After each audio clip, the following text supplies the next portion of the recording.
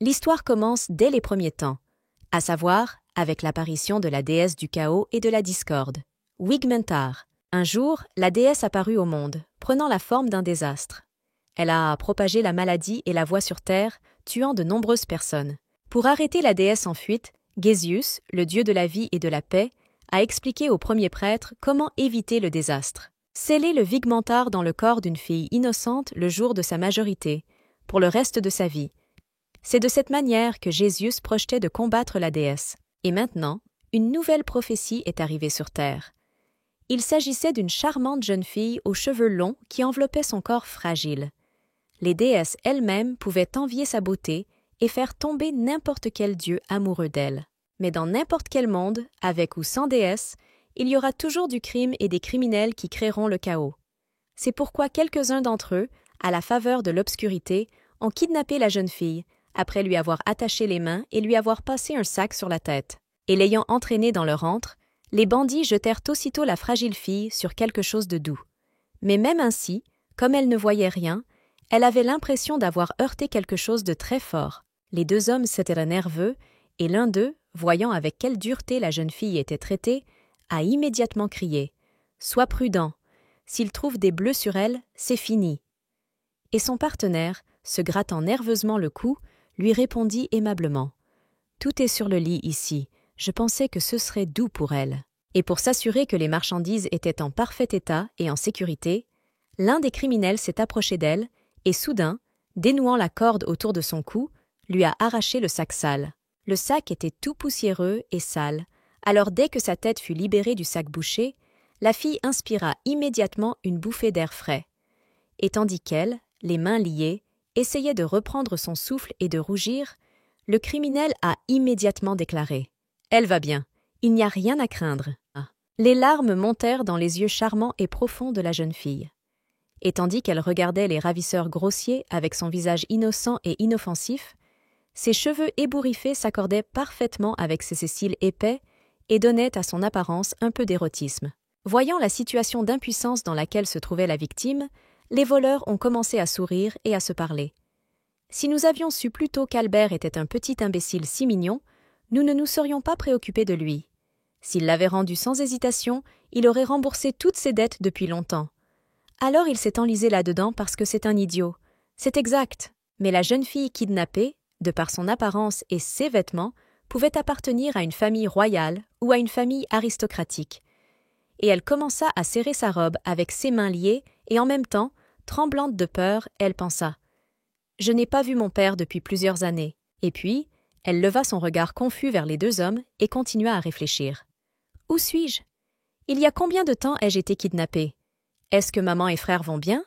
Que dois-je faire maintenant? » Soudain, il y avait déjà 3 hommes dans la pièce, et ils dirent tous d'une seule voix, souriant avec convoitise et ivresse à la jeune fille sans défense. « Avant de l'envoyer au roi, ne faut-il pas vérifier sa qualité? » Le plus impatient et le plus gourmand des criminels, sans même y penser, a saisi brusquement la robe près du décolleté de la jeune fille, la tirant et la blessant ainsi, et la rapprochant de lui, il la regarda dans les yeux, qui implorait grâce et demandait d'un ton grossier « Vous n'avez jamais couché avec un homme auparavant, n'est-ce pas? Êtes-vous toujours innocent? » Et sans attendre la réponse de la jeune fille effrayée, l'homme commença à se lécher les lèvres en prévision de profiter de son corps et dit « Tu dois être livré au roi, mais si tu es impur, il ne te donnera pas d'argent pour toi. » Finalement, la victime naïve et très effrayée a réalisé ce que ces 3 hommes envisageaient maintenant de faire d'elle. Et étant dans une situation aussi désespérée, elle n'avait d'autre choix que de demander grâce et d'espérer qu'elle ne serait pas utilisée. Pendant ce temps, tandis que 3 bandits harcelaient la petite fille fragile et attachée, dans la rue, un chevalier en armure de fer et un manteau bleu derrière le dos se précipitait de toutes ses forces pour l'aider. Et les gens impudents avaient déjà encerclé leurs biens de tous côtés et les avaient préparés tous les 4 pour une nuit chaude. Et ce même impudent, jetant la jeune fille sur le dos, commença à tirer avidement sur sa robe, et pendant qu'elle criait et suppliait d'arrêter, il dit « Eh bien, ne faites pas de vagues, je pourrais le mettre par erreur. » Et la victime ne pouvait rien faire du tout. Non seulement ses mains étaient liées, mais un criminel lui tenait également les poignets fragiles. Et tandis qu'elle regardait avec ses yeux effrayés les bandits et les séduisait avec ses gros seins, l'un des ravisseurs écartait déjà les jambes. Tous les trois ressemblaient à des animaux et, dans l'intention d'utiliser la jeune fille, parlaient avec beaucoup d'enthousiasme. « Si tu veux que ta première fois soit avec ton mari, ne bouge pas, d'accord ?» La femme pauvre et complètement impuissante ne savait plus quoi faire et, fermant étroitement les yeux, elle se mit à pleurer et à implorer de l'aide dans sa tête. « Non, quelqu'un. Que quelqu'un me sauve. » Soudain, comme si les prières de la jeune fille étaient entendues, et sur fond de lune sombre, une épée de justice blanche et noble est apparue entre des mains masculines fortes. Dès que le bruit de la chair coupée transperça la pièce, l'homme qui désirait tant la jeune fille la relâcha aussitôt dès qu'ils aperçurent leur camarade allongé sur le sol. Puis, ils levèrent les yeux et aperçurent un homme blond avec une épée tachée du sang de leur camarade. Et en regardant la personne insolente qui a osé s'introduire dans leur antre et interrompre le processus d'utilisation du produit, ils se sont indignés. « Quoi? Qui d'autre es-tu » Après cela, les cris des hommes et les prières de miséricorde se sont fait entendre. Et tandis que les bruits de chair coupée remplissaient la pièce, la jeune fille n'essayait même pas d'ouvrir les yeux et tremblait de peur, pensa-t-elle. Quoi? Que se passe-t-il ici? Bientôt, tout se termina et l'épée de son sauveur revint à Kubura. Mais la kidnappée était toujours recroquevillée en boule, les mains liées, regardant le sol et tremblante de peur. Une fille aux cheveux bleus vifs, rappelant des nuages et aux cils de la même couleur, tremblait comme un petit lapin et montrait de toute son apparence qu'elle était absolument inoffensive et innocente. Entendant un silence de mort, très effrayée par une immense peur de mourir, elle commença à ouvrir lentement les yeux et vit devant elle une silhouette masculine forte et noble. Bien que les voleurs traitèrent la princesse comme une poubelle ou une fille de petite vertu, le noble chevalier connaissait sa place et le titre de la jeune fille. Alors, tombant immédiatement à genoux, il baissa la tête et cria « Désolé d'être en retard, votre grâce. Je suis le saint chevalier Royd. » Après que l'homme se soit présenté, il leva ses yeux incroyablement charmants et regarda sa maîtresse terrifiée. Selon les règles, l'étiquette ne permettait pas à un chevalier ordinaire de s'approcher si près de madame. Mais pourtant, la situation exigeait le contraire, et tandis que la princesse effrayée regardait son sauveur, celui-ci était presque près d'elle et regardait droit dans son âme, dit-il avec tendresse. « Je suis venu pour te sauver. » Sans quitter des yeux le chevalier incroyablement beau et noble, une fille aux yeux absolument innocents, au visage légèrement rougi à cause des larmes, demanda tendrement et un peu timidement « Suis-je une sainte ?» Tous les mots sur fond de ses cheveux, de ses yeux et surtout de ses magnifiques seins semblaient très séduisants. Après un certain temps, après avoir enfilé une sorte de cape, elle rentra quand même chez elle avec les stéroïdes. Et tandis qu'elle se tenait à côté de lui et écoutait son dialogue avec un garde, des cris ont commencé à se faire entendre sur le côté. « Aristelle! Sœur !» C'est sa famille qui n'a pas dormi un instant de la nuit, car un membre précieux de leur famille a été kidnappé. Mais dès qu'ils ont repris contact, sa mère l'a immédiatement serré fort dans ses bras, et Aristelle elle-même a pleuré de bonheur et s'est réjouie des retrouvailles avec sa famille. Tandis qu'Aristelle essayait de retenir ses larmes de bonheur et de ne pas montrer ses véritables émotions, sa mère était une copie complète de sa fille et fondit en larmes, et se mordant les doigts, elle serra sa fille dans ses bras et dit « Merci, chevalier, vous avez sauvé ma fille. » Ce à quoi le roi, avec une broche en diamant sur sa cape, détourna le regard avec condescendance et répondit d'un ton calme « Avec plaisir. Dieu merci, je n'étais pas en retard. Si j'étais venu plus tôt, vous n'auriez pas à traverser ça. Je suis désolé, votre sainteté. » Bien que le chevalier soit arrivé à temps, il se reprochait toujours d'avoir permis aux bandits arrogants et sales de toucher la peau délicate et intouchable de sa maîtresse. Mais Aristelle ne comprenait pas pourquoi il y avait une attitude si particulière à son égard, car elle était la simple, la plus ordinaire, et était heureuse d'être à nouveau avec sa famille. Essuyant ses larmes, regardant son sauveur et avec gratitude dans son ton, Aristelle a déclaré « De quoi parles-tu? Merci pour votre aide. Mais pourquoi m'appelles-tu un saint ?» Dès que le chevalier voulut répondre, un homme accourut de l'autre côté et cria « Aristelle, c'est bien que tu vas bien !» Dès que les deux dames entendirent le ton de l'homme, elles tressaillirent immédiatement et détournèrent le regard avec un peu de peur. C'était juste un villageois ordinaire, avec de bonnes intentions et un sourire chaleureux. Et tendant la main à sa fille, dit-il « Si je n'avais pas contacté l'évêque à l'avance, qui sait ce qui aurait pu arriver ?» Bien que le chef de famille soit amical à première vue, sa femme le regardait avec mépris et sa fille le détestait complètement. Mais les regards des deux femmes étaient tout aussi remplis de méchanceté à son égard. L'homme n'a toujours pas vu l'attitude de sa fille et de sa femme envers lui-même, et a ajouté d'un ton joyeux. Ils ont fait irruption au moment où j'allais vous annoncer la nouvelle. Et Aristelle, serrant fermement sa mère, demanda « Quelles sont les nouvelles ?» Son père lui expliqua sans hésiter, imaginant sa fille possédée par une déesse. « Aristale, une prophétie est tombée selon laquelle vous deviendrez le 17e saint.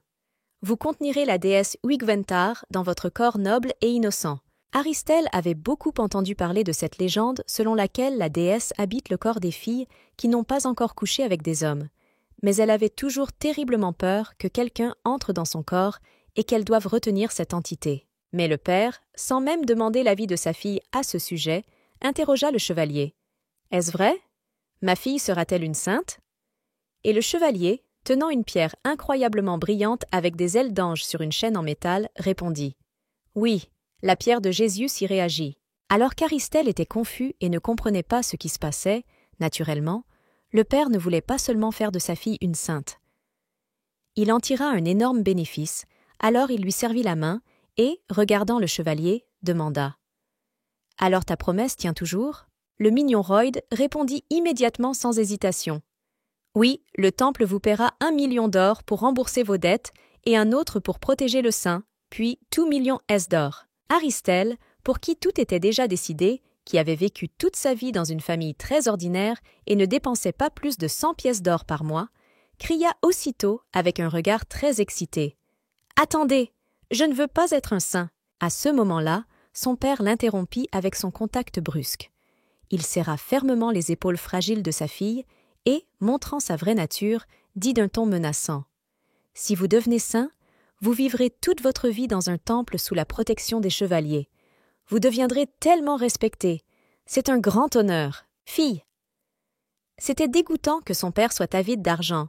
Même s'il a appelé à l'aide pour sauver l'innocence de sa fille, il a quand même fini par utiliser son corps et le vendre au temple et non à des prêteurs. Aristelle regarda alors sa mère effrayée, qui serrait fort son petit-fils taché de larmes dans ses bras.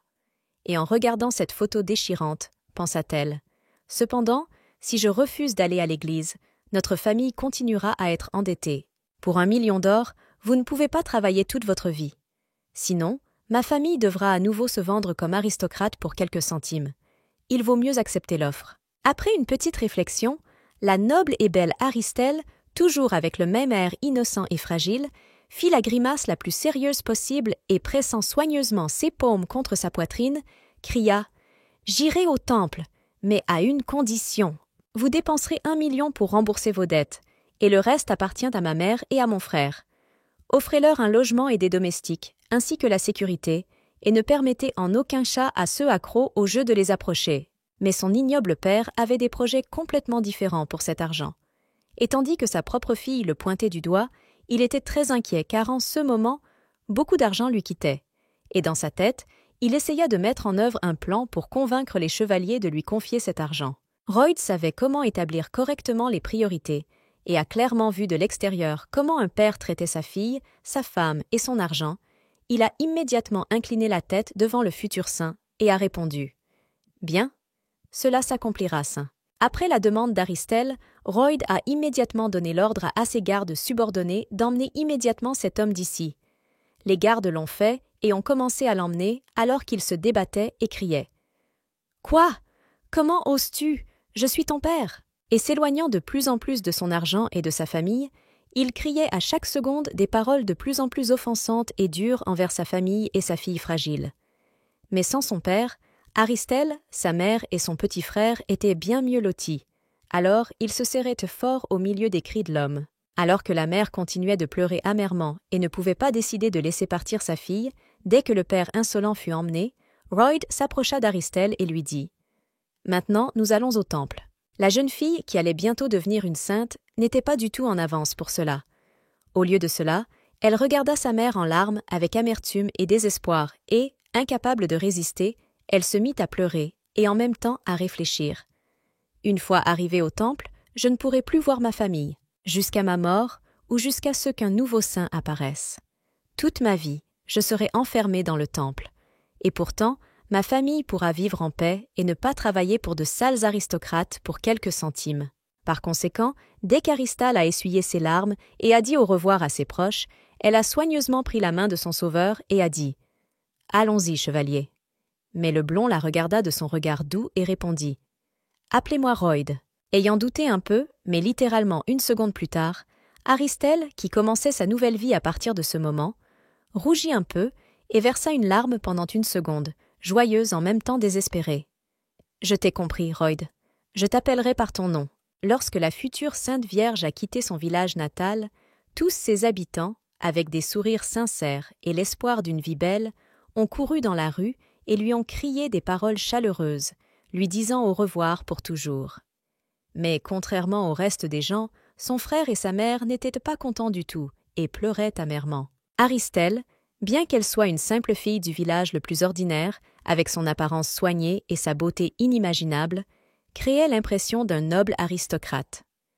Mais finalement, en regardant les habitants de sa maison, pensa-t-elle, « Ma famille, mon ancienne vie, au revoir. » Pendant ce temps, quelque part dans des terres inconnues, un homme vêtu d'une cape noire et d'une couture dorée, se jetant une capuche et mettant la main en avant, fit voler vers lui une colombe incroyablement pure et blanche. Dès que le pigeon sans méfiance s'est posé sur son doigt, il a immédiatement, par une force inconnue, tué la créature innocente en un clin d'œil. Et en ouvrant la porte massive et très luxueuse, pensa l'homme. Nouveau saint.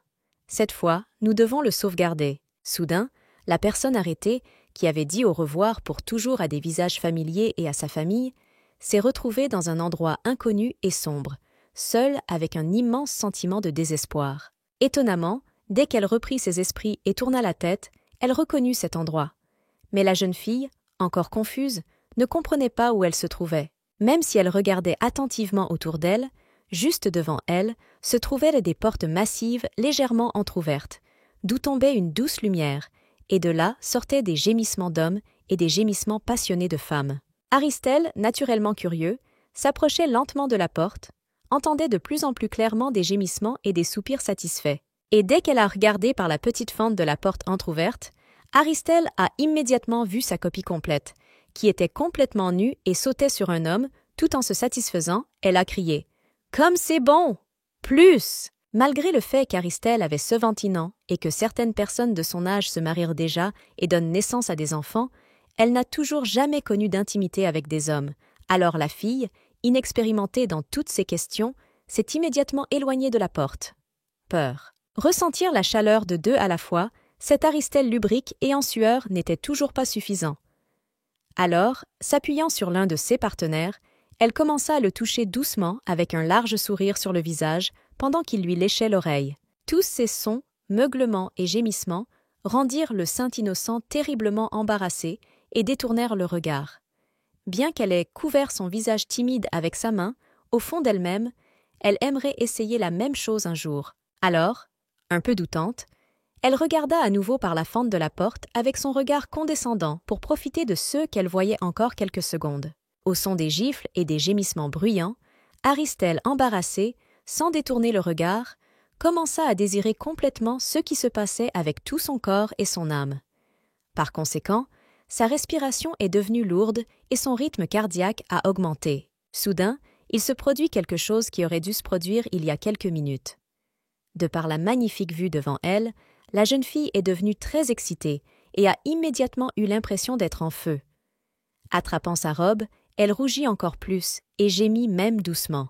Excitée et rouge, Aristelle avait déjà commencé à transpirer abondamment et, fermant les yeux, elle s'abandonna complètement à ses instincts animaux et, étant à la limite de ses capacités, dit-elle doucement « Juste un peu plus, s'il te plaît. » Mais dans l'endroit le plus intéressant et le plus agréable, comme il se doit, le rêve se termine. Par conséquent, voyant le comportement étrange d'Aristelle dans un rêve, Royd, tout excité, décida de réveiller le saint. Après que le chevalier ait crié le nom de la jeune fille, elle s'est allongée sur le lit et a ouvert les yeux de surprise. Et tandis que la sueur coulait sur son visage, elle rougit de partout et un silence de mort régnait dans la pièce. Naturellement, après un rêve aussi franc, et voyant un homme devant elle, Aristelle a crié. Et enveloppée dans une couverture, elle tremblait de partout et fermant les yeux, elle se mit à bégayer et à parler. « Je ne veux pas te dire de t'en aller. Madame Sainte, calmez-vous, c'est Royd. » Avec ces mots, le chevalier fit se calmer un peu la fille en sueur et ouvrit lentement les yeux. Et ayant complètement ouvert les yeux, Aristelle vit devant elle un chevalier très excité et effrayé, qui était agenouillé et disait avec un regard coupable « Désolé de vous faire peur. Je t'ai entendu crier et j'avais peur pour toi. » À cause de son rêve étrange, Aristelle a complètement oublié qu'elle se dirigeait vers le temple. Et après les paroles de Royd, elle reprit immédiatement ses esprits et, toujours avec le même visage rougi, commença à se calmer un peu. Mais Royd, pour calmer encore plus Aristelle, décida de lui parler un peu et lui demanda « As-tu fait un cauchemar ? Tout va bien, c'est juste un rêve. » Avec ces mots, il a aggravé les choses, rappelant une image qu'Aristelle ne pouvait pas imaginer.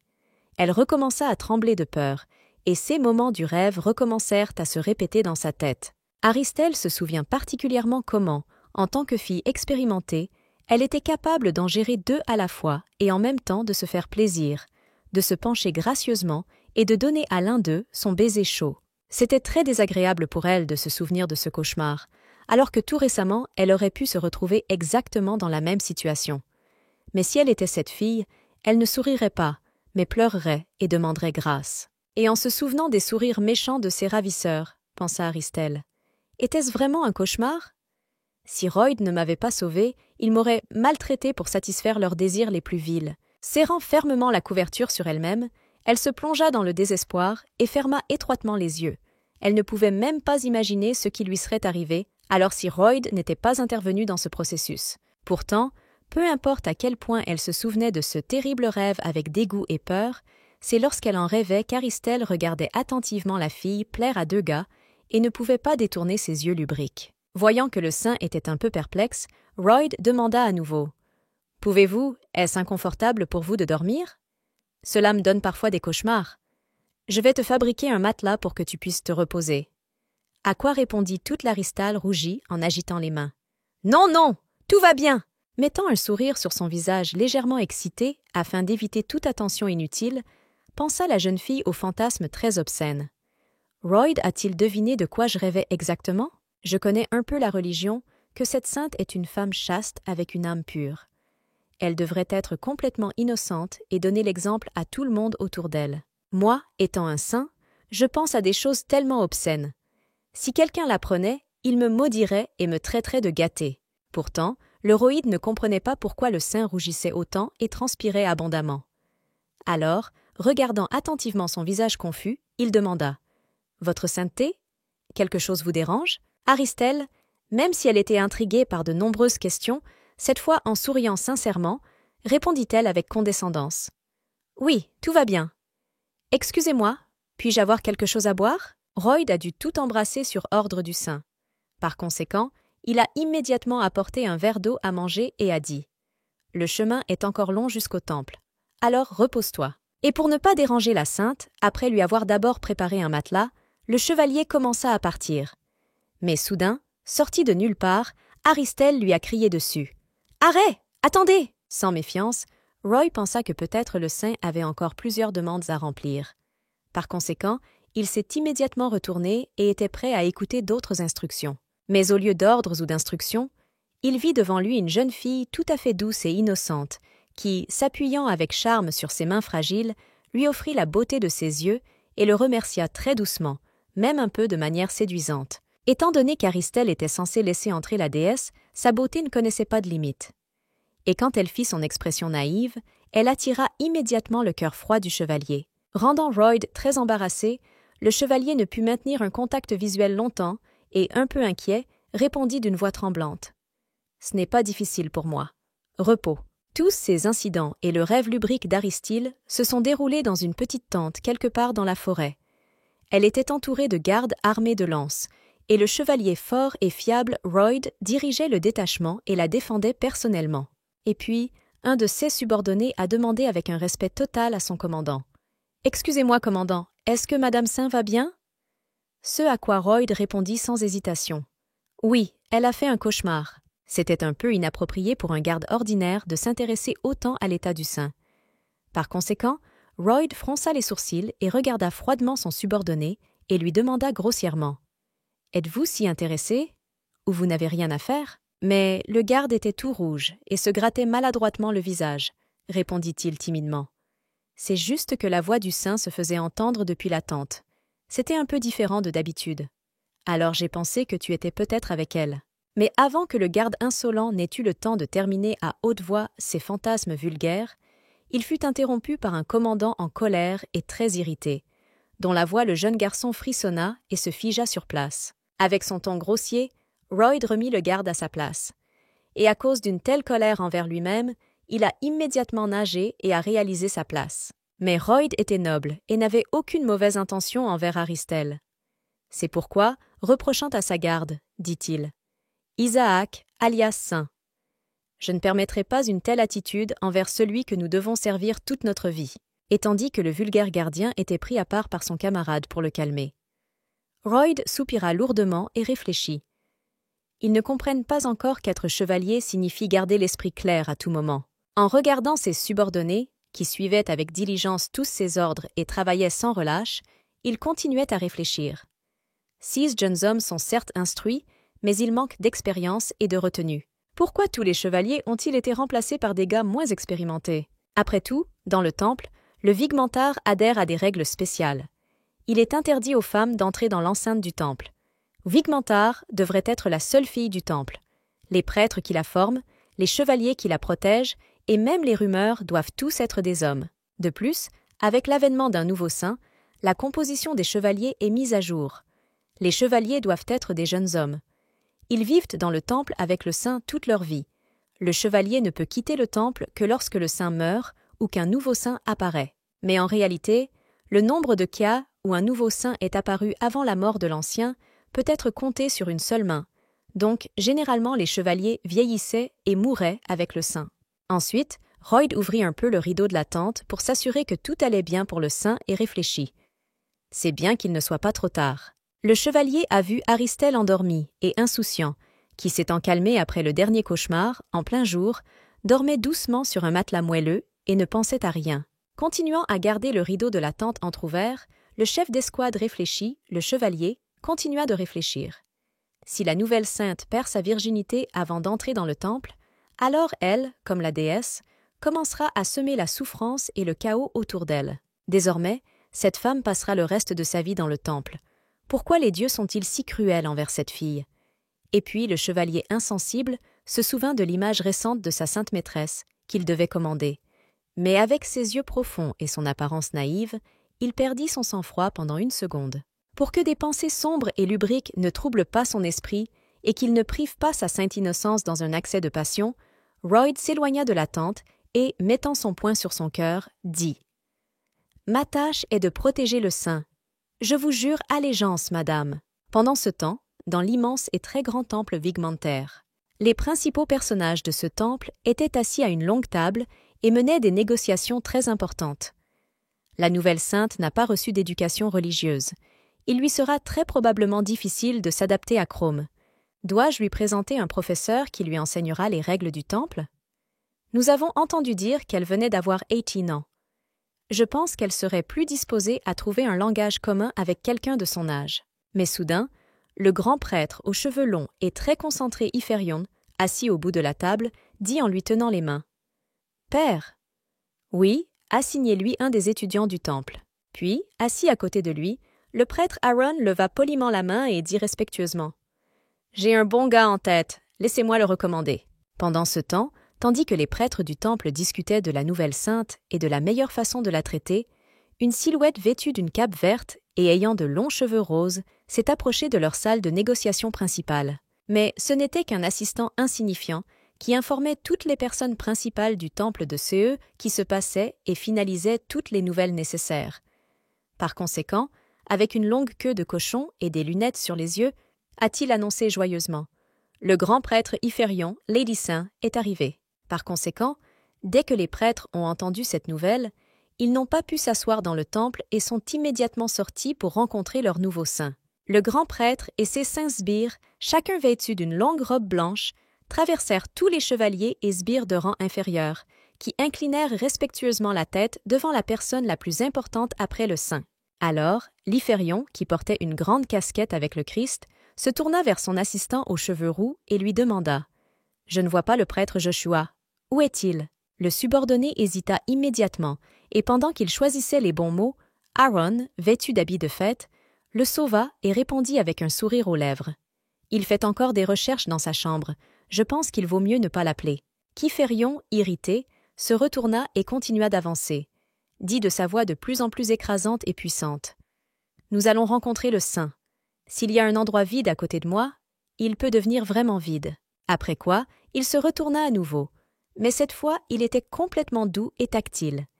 Et pendant qu'une légère brise soufflait dans ses cheveux longs et soyeux, il annonçait très sérieusement.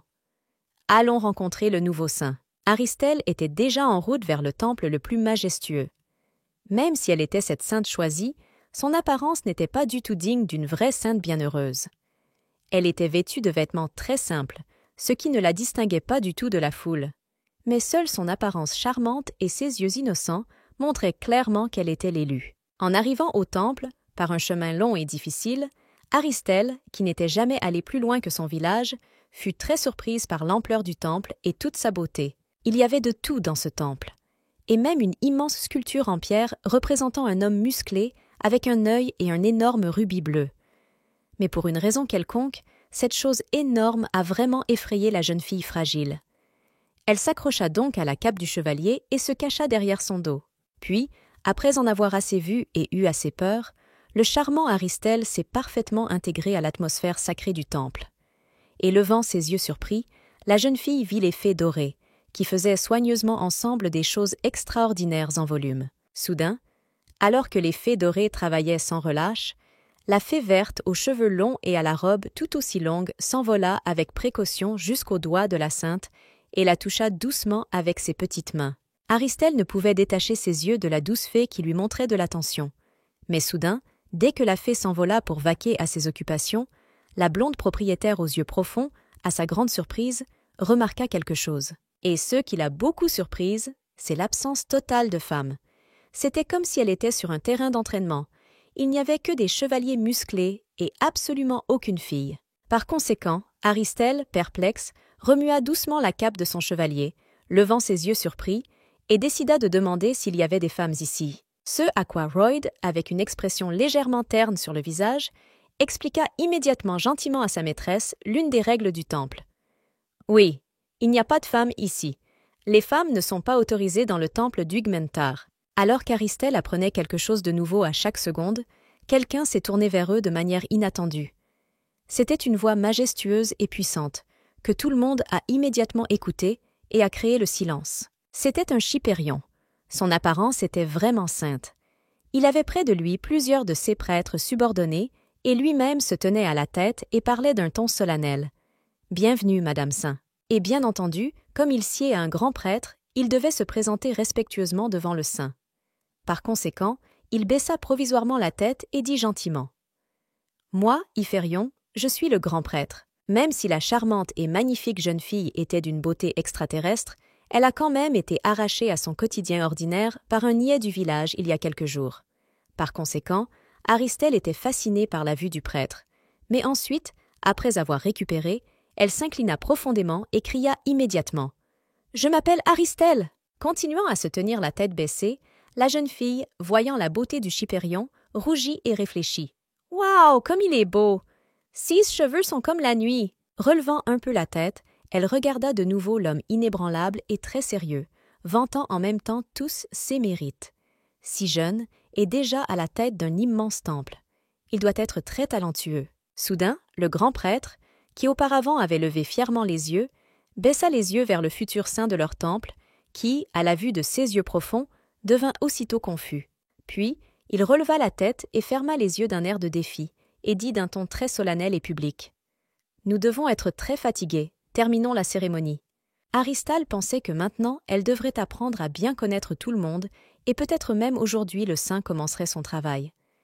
Mais tandis que la jeune fille au gros sein restait perplexe, Royd, debout à côté d'elle, lui tendit la main et lui dit « Madame, venez avec moi. » Mais l'Iférion ne pouvait pas permettre les sales attouchements d'un chevalier commandant ordinaire à un saint pur et innocent. Par conséquent, avant que Royd ne puisse toucher Aristelle, le grand prêtre a immédiatement couru vers eux et a retiré sa main de la jeune fille. Regardant le chevalier avec un regard arrogant, dit l'homme aux cheveux longs, Votre travail est maintenant terminé. Ensuite, je dirigerai moi-même la Sainte Dame. Royd. Après avoir entendu cela, il commença immédiatement à les regarder tous les deux avec son regard froid et renfrogné.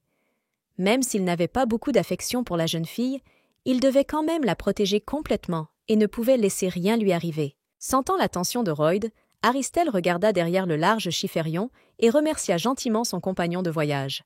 « Merci de m'avoir amené, roi. » Littéralement, une seconde plus tard, des hommes vêtus de tenues blanches très luxueuses ont conduit l'Aristal fragile, petit et encore complètement inexpérimenté à l'intérieur du temple. La sainte se distinguait beaucoup dans leur contexte, car à part ses cheveux blonds, elle n'avait rien de commun avec l'Église.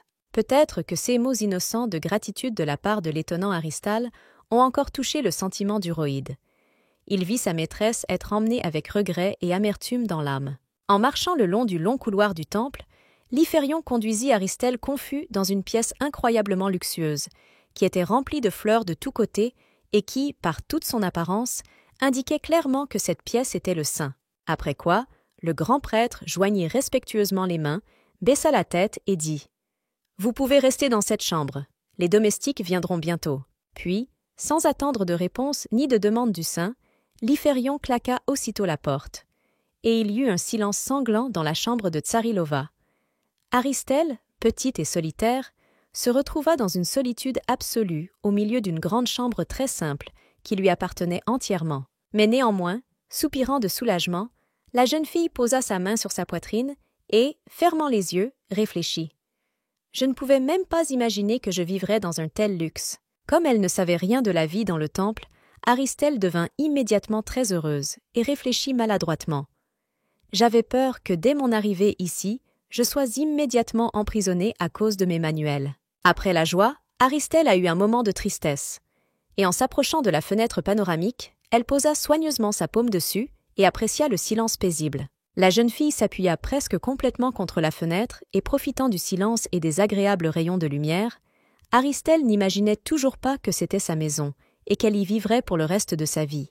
Soudain, alors qu'Aristel s'enfonçait dans la dépression, parce qu'elle ne pouvait pas imaginer comment elle vivrait seule dans une grande pièce jusqu'à sa mort, quelqu'un s'adressa à elle très brusquement et fort. C'était un étudiant blond incroyablement beau, aux manières dignes, qui s'inclinait respectueusement et parlait. « Bonjour, je servirai votre sainteté, je m'appelle Christopher, mais tu peux m'appeler Chris. » Dit avec un sourire incroyablement sincère sur le visage un très jeune garçon qui avait les yeux rouges et un visage innocent, tout comme celui d'Aristel. Bien que Chris soit très beau, la beauté de l'Hyphérion frappa davantage le saint. C'est pourquoi elle a nerveusement affiché un sourire sur son visage et a répondu « Ravie de vous rencontrer, Chris. » Mais ensuite, elle a commencé à avoir des vertiges et, le visage rouge, elle a réfléchi avec embarras. « C'est un domestique, donc il sera avec moi toute la journée ? Je ne peux pas imaginer que mon serviteur soit un homme. Est-ce que tout ira bien ?» Après quoi, un peu inquiet, Chris chancela un peu et dit « Madame Sainte, vous devez enfiler une tenue sacrée. » Et tandis que Christophe rougissait de partout et se comportait de manière très étrange, Aristel était distrait et, ne se doutant de rien, répondit « Bien, laissez vos affaires, je me change. » Après cela, Chris, encore très jeune et inexpérimenté, rougit encore plus et tendit sa robe devant lui, d'une voix embarrassée, et dit « Non, ces vêtements sont bénis par Dieu, puisqu'il est interdit aux femmes d'être ici. Elles n'ont pas le droit de toucher la robe sacrée. » Aristel, après avoir entendu ce qu'elle a entendu, a été très choquée. Et tandis qu'elle pensait que j'avais entendu tout cela, Chris brûlait de honte et d'embarras. Pourtant, la fille, qui n'avait jamais eu d'intimité avec des mecs auparavant, a demandé maladroitement « Est-ce que je ne peux pas changer mes sous-vêtements moi-même ?» Et quand la sainte apprit qu'elle n'avait même pas le droit de changer elle-même ses sous-vêtements, la jeune fille rougit aussitôt encore plus et s'indigna. « Tu es sûre que je ne peux rien porter d'autre ?» Son fidèle serviteur, qui lui-même n'était pas très content de dire cela, et surtout de le faire, répondit à contre-cœur. « Malheureusement, c'est ce que vous devez porter. Ces vêtements sont chargés d'énergie sacrée et ont un effet nettoyant. » À partir de cette information, Aristel se sentit immédiatement étourdie. Et en même temps, toute rougissante et embarrassée, elle cherchait des moyens de tromper le système et d'empêcher l'homme de changer de vêtements. Mais ensuite, ayant néanmoins accepté la réalité, Aristel, tout rouge et embarrassé, se tourna vers Chris, tout aussi inexpérimenté et timide.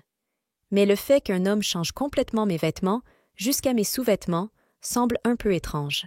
Même si Chris était un homme séduisant, Aristelle était toujours une fille fière et ne pouvait pas se permettre d'être nue lors de la première rencontre.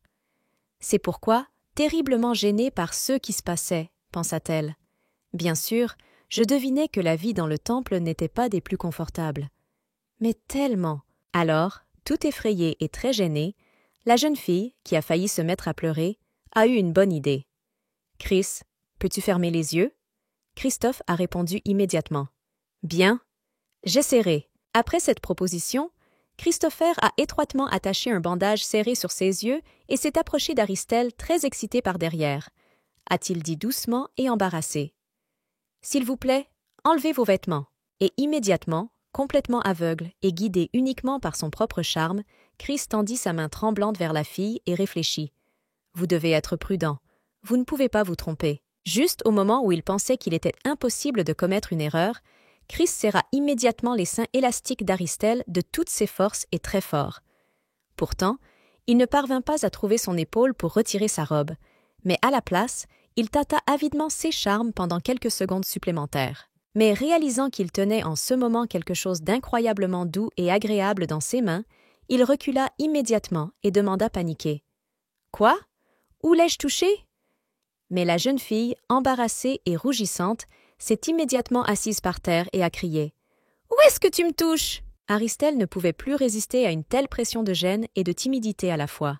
« C'est pourquoi je soupire profondément, » dit-elle. « Je suis capable de me déshabiller toute seule. » Et Chris, bien sûr, ne l'a pas contredite et, même les yeux bandés, s'est détourné par habitude. Et après avoir réfléchi quelques secondes, la sainte commença à enlever ses vieux vêtements de son corps tendre avec des bruissements silencieux. Alors qu'Aristelle était complètement silencieuse et enlevait avec de légers bruissements ses vêtements et ses sous-vêtements, Chris, encore inexpérimenté, qui était étudiant, était très gêné par ce qui se passait et pensait « Parce que je ne vois rien, des pensées vulgaires me viennent à l'esprit. » Mais néanmoins, après quelques minutes, la jeune fille jeta tous ses vêtements sur le sol et, innocemment, se couvrant les seins avec ses mains et se tenant dos au serviteur, même si ses yeux étaient attachés, dit-elle. « Ça y est, je me suis déshabillée. » Et puis Chris, les choses en main, a commencé à s'approcher d'elle. Attachant délicatement un petit ruban à sa ceinture pour que toute la robe tienne et mette en valeur sa silhouette, Chris devint encore plus timide dès qu'il sentit son doux parfum, qui enivrait sa tête. Étant dans une obscurité totale à travers laquelle il était impossible de voir quoi que ce soit, Chris sentit et toucha la sainte, imagina son apparence et réfléchit. La dame a des épaules si petites et rondes. Mais remarquant que Christopher se comportait encore plus étrangement que d'habitude, Aristelle, qui portait déjà au moins une robe, se tourna vers lui avec surprise et lui demanda « Quelque chose ne va pas ?» Mais Chris, dès qu'il entendit sa voix douce, répondit immédiatement « Désolé, je vais me dépêcher. » Après un long moment, encore rouge de gêne, mais déjà assez meurtri et épuisé, Christopher finit enfin et parla. Enfin, prêt. Après avoir entendu des mots de gratitude et d'approbation pour avoir retiré le bandage, Chris, l'air un peu épuisé, a dénoué le nœud et a finalement vu la lumière. Mais dès qu'il ôta le bandage, il fut immédiatement aveuglé par la beauté féminine d'Aristelle. Même s'il avait rougi auparavant à cause de la luxure, il rougit maintenant à cause de l'incroyable beauté de sa maîtresse. Et la raison pour laquelle Christophe était si surpris était Aristelle, à savoir sa sainte robe. Ce qui correspondait parfaitement à son apparence invisible, et elle tint maladroitement le ruban à sa ceinture, entendit les éloges des serviteurs et dit « C'est la première fois que je porte quelque chose comme ça, et je suis un peu gênée. » Puis, elle commença à toucher sa robe aux coutures dorées avec surprise et demanda « Vais-je devoir dormir là-dedans aussi? Ou viens-tu me changer tous les soirs ?» Ce à quoi Christophe, qui s'était déjà un peu calmé et mis en ordre, a immédiatement répondu « Non, tu dormiras là-dedans. » Ces vêtements sont fabriqués dans un tissu spécial et seront très confortables à porter. Après quoi, joignant gentiment les mains, il regarda sa sainte dame droit dans les yeux et dit « Vous êtes probablement fatigué. Reposez-vous. Retrouvez-moi au service du matin. Je viendrai vous aider à vous préparer. Si tu as besoin de quelque chose. Sonnez la cloche sur la table de chevet. » Aristelle, après avoir entendu ce qu'elle a entendu, s'est immédiatement retournée et a réellement vu sur la table de nuit, sur une réserve spéciale douce, une cloche dorée avec un long manche et un petit nœud rouge. Ayant enfin accompli toutes ses tâches de serviteur, Christophe quitta la chambre d'Aristelle l'âme calme, commença à fermer lentement les portes et dit « Bonne nuit, Madame Saint ». Quelques minutes plus tard, Aristelle a fait le lit pour elle-même et, après s'être préalablement enveloppée dans une couverture, il était très inhabituel qu'elle s'allonge seule sur un lit aussi grand. Mais toujours en train de se détendre sur le matelas moelleux, pensa-t-elle. Aujourd'hui a été une très longue journée, et à cause d'une journée très mouvementée, le corps de la jeune fille fragile était très épuisé. Par conséquent, elle a commencé à fermer lentement les yeux, avant de s'endormir, et s'est interrogée. « Vais-je m'intégrer ici ? Nous devons dormir un peu et commencer à nous habituer à la vie au temple. » Mais soudain, à travers le silence sombre et mortel, sa chambre fut transpercée d'une lumière vive ressemblant exactement à la couleur de ses yeux. Et immédiatement, la possédée Aristelle ouvrit les yeux qui, comme la lumière de la pièce, brillaient vivement. Après cela, la sainte fille, qui était sur le point d'aller se coucher, se leva brusquement du lit, et en s'approchant du miroir, ce n'était plus Aristelle, mais la déesse même qui avait habité son corps, appréciant son nouveau corps avec un large sourire sur le visage et regardant avec arrogance son reflet. Tirant et éloignant de toutes les manières possibles la robe sacrée de son jeune corps, la déesse trembla un peu, mais était toujours indignée. Qu'essaye-t-il de réaliser en m'enveloppant dans ces haillons? Ils ne me font presque aucun mal. Puis, croisant les mains autour de sa taille, elle soupira avec irritation et, baissant les yeux, exprima ses pensées à voix haute. Intéressant. J'ai entendu dire que seul un homme peut m'enlever ses vêtements. Bien que la robe bénie ne nuise pas à la déesse, ce vêtement lui causait néanmoins un grand inconfort. Par conséquent, elle coura dans le couloir et, après avoir examiné ces murs vides, dit-elle « En retard, tous les chevaliers dorment. » Puis, un plan surgit dans ses pensées vulgaires, et elle, peignant ses cheveux soyeux, se mit à lécher et à réfléchir. Il y a probablement un prêtre assis dans la salle de prière. La déesse était complètement différente des vaisseaux dans lesquels elle se trouvait. Sa manière de parler et son comportement audacieux correspondaient parfaitement à la timide Aristelle. Et en effet, pendant que tout le monde dormait, le grand prêtre Hyperion, seul, joignant les mains devant lui, dit une prière. Que le saint aille bien cette fois. Soudain, derrière lui, le prêtre aux cheveux noirs entendit une voix plutôt familière. « Le saint ira bien, selon votre comportement. » En raison du fait qu'ils ont échangé Hyperion avec le saint précédent, il a immédiatement reconnu cette déesse très lubrique du Wigmentar. Elle s'appuya doucement sur l'arche de la porte, arbora un sourire lubrique et regarda son ami avec impatience. Et tandis qu'Aristelle, possédée par l'esprit de Ligmentar agité, observait le prêtre, il se leva et se posa immédiatement la question évidente. « Pourquoi es-tu ici ?» Mais l'esprit de la déesse n'était pas pressé de répondre aux questions formelles d'une personne ordinaire et, de plus en plus vite, réduisait la distance qui les séparait, dit-elle. Lorsqu'une nouvelle sainte apparaît, elle change de prêtre et de chevalier, n'est-ce pas? Je suis juste venue te dire bonjour. S'approchant tout à fait imperceptiblement de Hyperion, la déesse fit une grimace très excitée, et, posant ses mains sur les épaules musclées du prêtre, elle le regarda droit dans les yeux et commença à le séduire. « Ces vêtements sont incroyablement sexy. Peux-tu m'aider à les enlever ?» Mais l'homme aux cheveux noirs ne se souciait pas du tout des séductions de la déesse. Par conséquent, il s'éloigna froidement d'elle et répondit « Ces vêtements retiennent votre pouvoir. Habituez-vous-y. Wigmentar. » Vous avez déjà fait une grimace très ennuyée. Et en le regardant avec une grande arrogance, elle se mit à le menacer. Le prêtre ose désobéir à la déesse. Et tu es courageux. Un prêtre très correct et noble a commencé à se retirer de la déesse lubrique et a ajouté « Je ne sais pas comment le précédent grand prêtre a communiqué avec vous, mais tant que je serai aux commandes ici, je ne permettrai à personne d'enfreindre les règles. » Après avoir entendu cela, l'énergie sombre a commencé à s'accumuler autour de la déesse. Du fait que sa victime a commencé à résister et à donner des coups de pied, elle est devenue encore plus excitée et a voulu réaliser ses plans.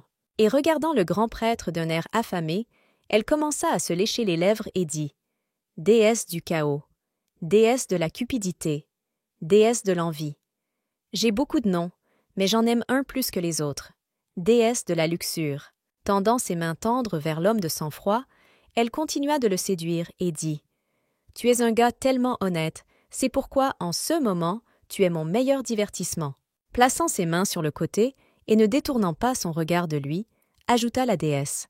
« Si vous ne parvenez pas à me satisfaire, je prendrai ce corps pour toujours. » Après quoi, le prêtre, qui n'a pas cédé aux provocations, a répondu « Il me suffit que vous ne puissiez pas propager la maladie et le chagrin lorsque vous êtes dans ce corps.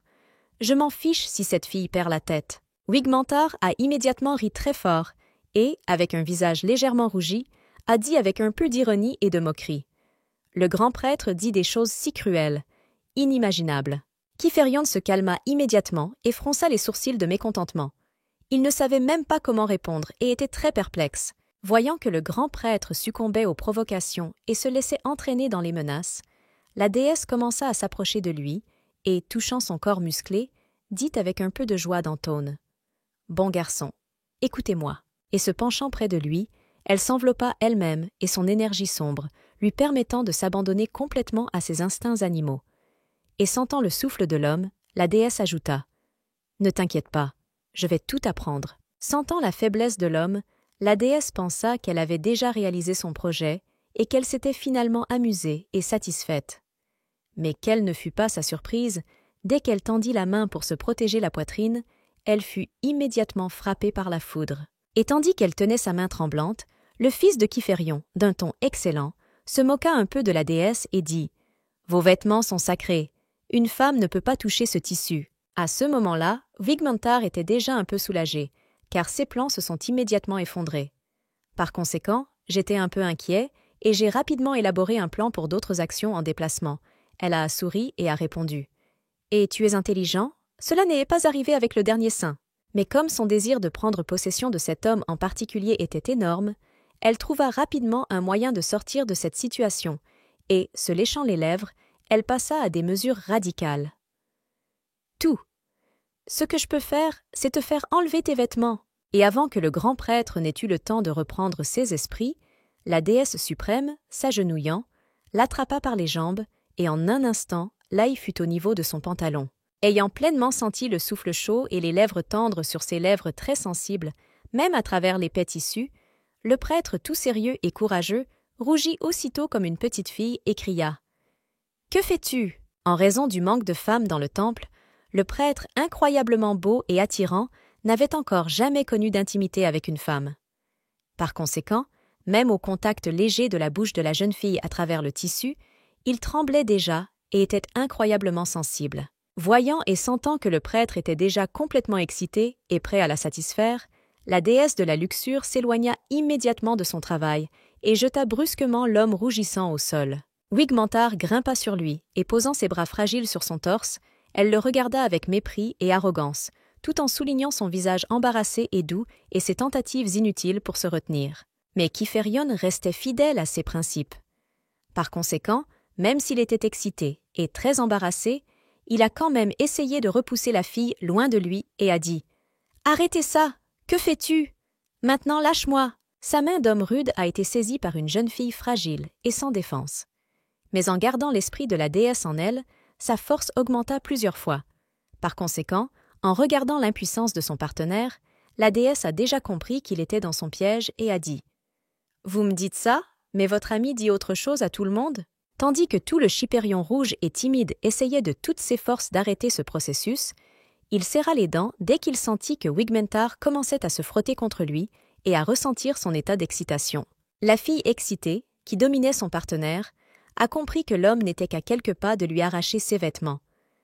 Alors elle lui prit la main et l'appuya contre sa poitrine luxuriante et dit « Allez, prenez vos responsabilités en main. » Recevant un plaisir indescriptible de ce qui se passait, il continua à piétiner avidement ses charmes et entendit le ton lubrique de la déesse. « Ça fait mal quand on serre si fort. Comment l'aimez-vous? Imaginez ce que l'on ressent sans vêtements. » L'homme ne pouvait plus se retenir et était à bout. Par conséquent, serrant fermement les dents et la poitrine, pensa-t-il. « Devant moi se trouve la déesse de la luxure. Cela crée de la chaleur qui se propage dans tout le corps.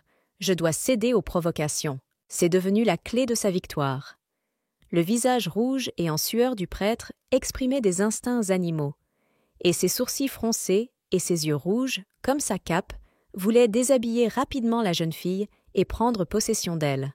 Par conséquent, sans perdre une seconde de temps, Il jeta immédiatement la déesse au sol et, même si elle était surprise de la tournure des événements, dit-il, « Vous avez dit que vous deviez être satisfait. C'est mon devoir de vous garder dans ce temple. Je ferai tout ce qui est en mon pouvoir pour protéger le monde. » Il avait déjà prononcé ces mots alors qu'il était entre les jambes de la jeune fille et qu'il la regardait dans les yeux, la satisfaisant de ses doigts flexibles. La déesse, même par de simples contacts avec ses doigts, à cause du corps féminin innocent, a immédiatement crié et gémi. Et le prêtre, voyant son état d'impuissance, lui demanda « N'est-ce pas ce que tu voulais ?» Ce à quoi la jeune fille rougissante répondit « Je ne veux pas m'arrêter. Allez, viens en moi !» Il n'y avait aucun moyen d'arrêter le prêtre. Par conséquent, à une offre si douce de la déesse, pour goûter à ce que c'était que d'entrer dans le corps d'une femme, Kyphérion, sans hésitation, ôta ses vêtements et se retrouva complètement nu devant elle. Bien que la déesse ait vu beaucoup de choses au cours de sa longue vie et de nombreux séjours dans des corps sacrés féminins, elle, comme pour la première fois, regardait le prêtre avec un visage rougi et écartait les jambes. Le gars a regardé le corps nu de la jeune fille et a imaginé son état et ses pensées pitoyables. « Dégoûtant! Je ne suis pas comme ça. » Les mots sur l'impossibilité de contrôler son corps et ses désirs ne sont qu'un prétexte à l'incrédulité. Elle essaie de me séduire. Cependant, c'est l'ordre de la déesse, pas ma volonté. Je n'ai pas le droit de refuser. Oui, c'est l'ordre de la déesse. Je n'ai pas le droit de désobéir. Soudain, dès qu'avec ses pensées, le prêtre s'apprêtait à entrer dans la jeune fille, la déesse l'arrêta brusquement. Mais après quelques minutes de discours inintelligibles, elle a fait une expression complètement innocente et très séduisante sur son visage, comme si elle n'avait aucune expérience auparavant, et timidement, détournant le regard, a dit « C'est ma première fois dans ce corps. » Après que le prêtre concerné ait entendu les paroles timides de la déesse lui demandant d'être prudent et doux avec elle, il fut immédiatement traqué par des instincts animaux et la considéra comme une proie. Naturellement, il était très excité par de telles provocations indirectes, et sans attendre la permission de la jeune fille, il la pénétra immédiatement brutalement et très fort. Et la déesse, à son tour, rougit de partout et cria de plaisir. S'habituant lentement au prêtre, la déesse se mit à sourire et en regardant son torse musclé, pensa-t-elle. « Je m'attendais à ce qu'il ait un bon corps, mais c'est mieux que toutes mes attentes. Grand et fort. Qui peut, un visage aussi beau et confiant s'est maintenant adouci et est entièrement en ma possession. Comme c'est excitant. » Wigman ne pouvait pas profiter de la chaleur du prêtre en elle. « Il est comme une porte », pensa la déesse rougissante lorsque le prêtre semblait s'être libéré. Même pour la première fois, il était très dur et faisait tout cela au niveau de son partenaire. Kyphérion était si bon que la déesse ne pouvait contenir sa joie. Aristelle vit alors le curé s'essouffler et commencer à ralentir. Alors, elle enroula ses jambes autour de lui et lui serra le cou, se rapprocha de son oreille et dit d'une manière séduisante « Viens en moi encore plus profondément », tandis que la déesse souriait et taquinait son partenaire, qui avait fait cela dans sa première vie. Le prêtre serra les dents et dit avec irritation « Comme tu es dépravé !» Par conséquent, il obéit complètement à la déesse, grogna fermement ses fesses et la pénétra encore plus profondément. Et tandis que le wigmantard gémissait de plaisir, il dit « Est-ce que ce que je fais est important? Avez-vous besoin d'hommes seulement pour qu'il y ait quelqu'un pour entrer en vous? Est-ce que je me trompe? » La déesse la plus majestueuse, dont tous les gens ordinaires n'avaient entendu parler que par des histoires, sautait en ce moment impuissante sur le grand prêtre, étant dans le corps du saint élu, et elle remplissait la salle de prière de ses gémissements et se privait ainsi que son partenaire. De la première fois, naturellement, après quelques secondes de ces plaisirs célestes, le grand prêtre et la déesse légendaire se sont fusionnés et ont crié d'une seule voix lorsqu'ils ont ressenti le plaisir incroyablement agréable du corps de l'autre.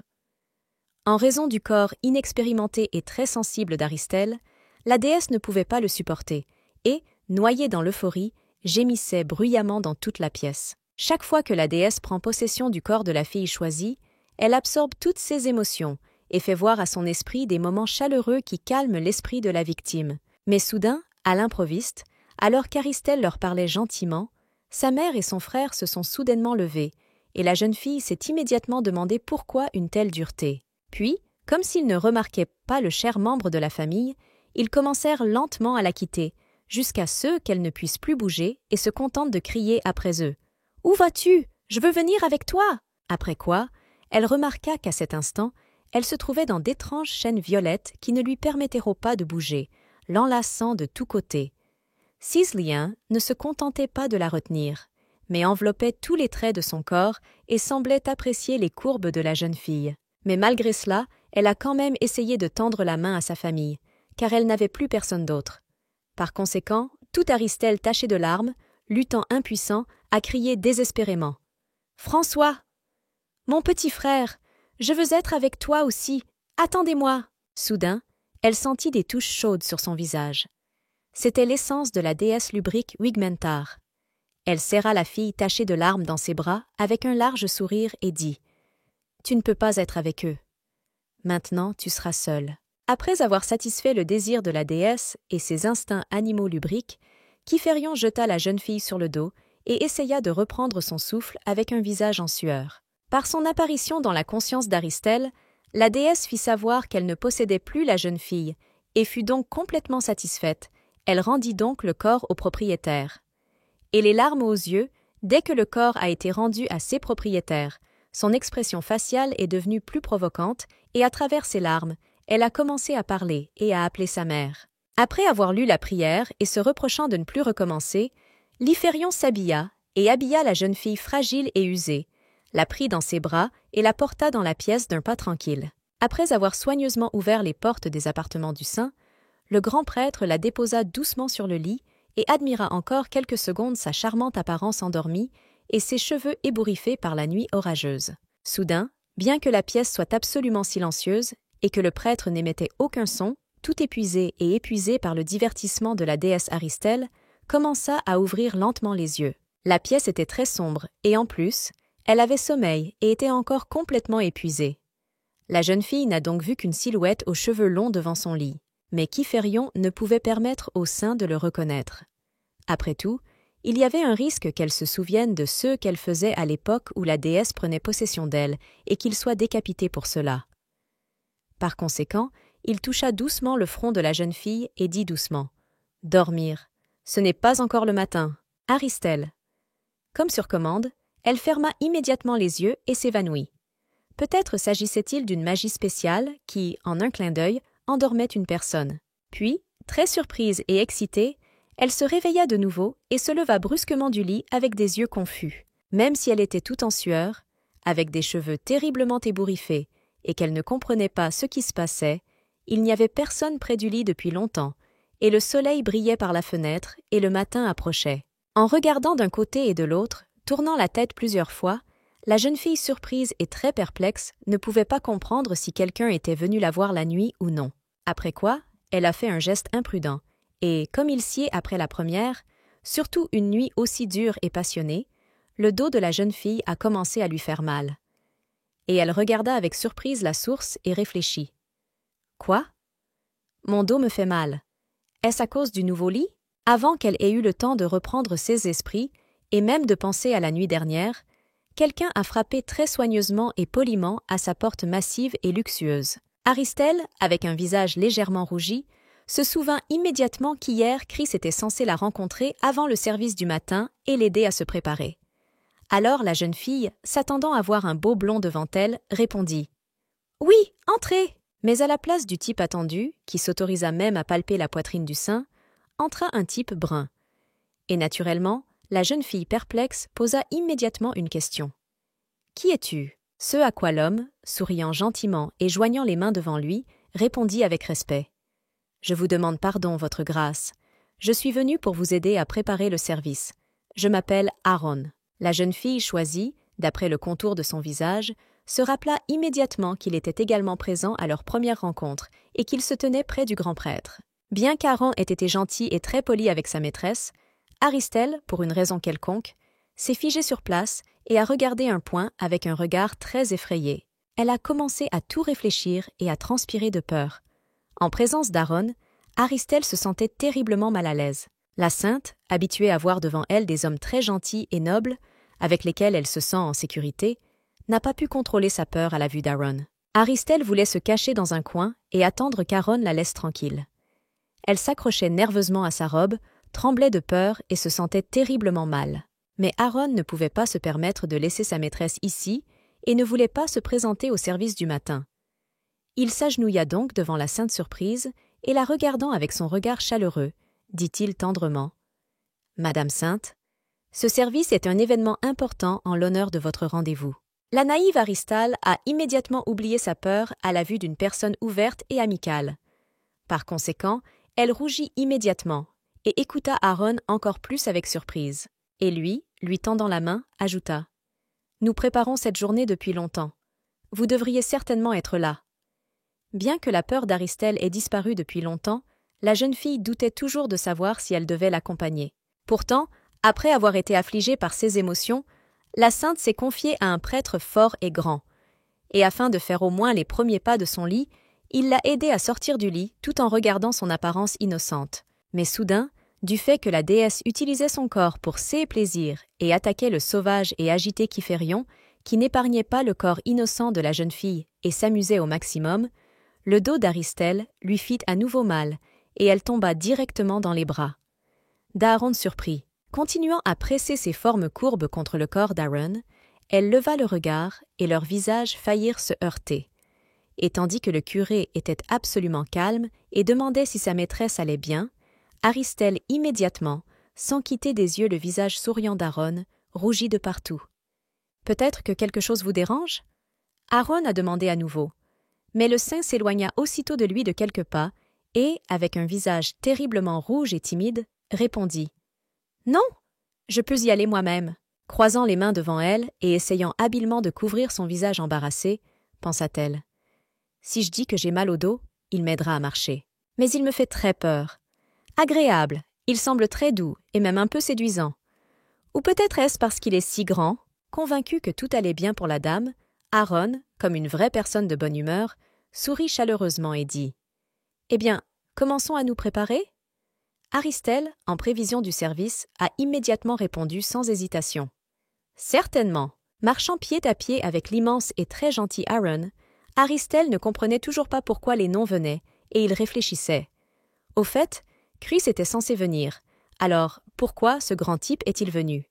Pendant ce temps, tandis que le saint élu, qui essayait de paraître innocent, et il y a quelques heures sautait avidement sur le grand prêtre, Kyphérion, vêtu d'une robe noire, s'assit sur une chaise et se tenait la tête, se remémorant la nuit dernière dans sa tête. Il s'en souvenait bien. Après que même sous l'influence de la déesse, il s'était permis de perdre son sang-froid et d'utiliser la créature innocente, il l'avait mise au lit, il l'avait soigneusement recouverte d'une couverture pour qu'elle ne gèle pas. Convaincu qu'Aristelle dormait paisiblement, le prêtre quitta sa chambre et, serrant les dents avec irritation et fronçant les sourcils, il détesta cette déesse de toute son âme et répéta son nom. Déesse de la luxure. Puis, au milieu d'une nuit passée avec la déesse, il eut hâte de tout savoir sur elle et se rendit apparemment à la bibliothèque locale et, déballant une sorte de paquet, commença à en lire le contenu. La sainte apparaît une fois tous les 50 ans et devient un vaisseau. Premièrement, si la sainte tente de se suicider, la déesse pourra quitter le corps. Après avoir lu les premières lignes, Lyphérion fut un peu perplexe et, appuyé sur la table en bois, réfléchit. Rien n'est écrit ici sur le lien entre le prêtre et la déesse. J'ai choisi le mauvais chemin. La tâche principale des prêtres du temple est de protéger l'innocence du saint. J'ai retiré tous les objets pointus et je me suis débarrassé des cordes qui pouvaient servir à me pendre. Les vêtements de la sainte la protègent de tout dommage.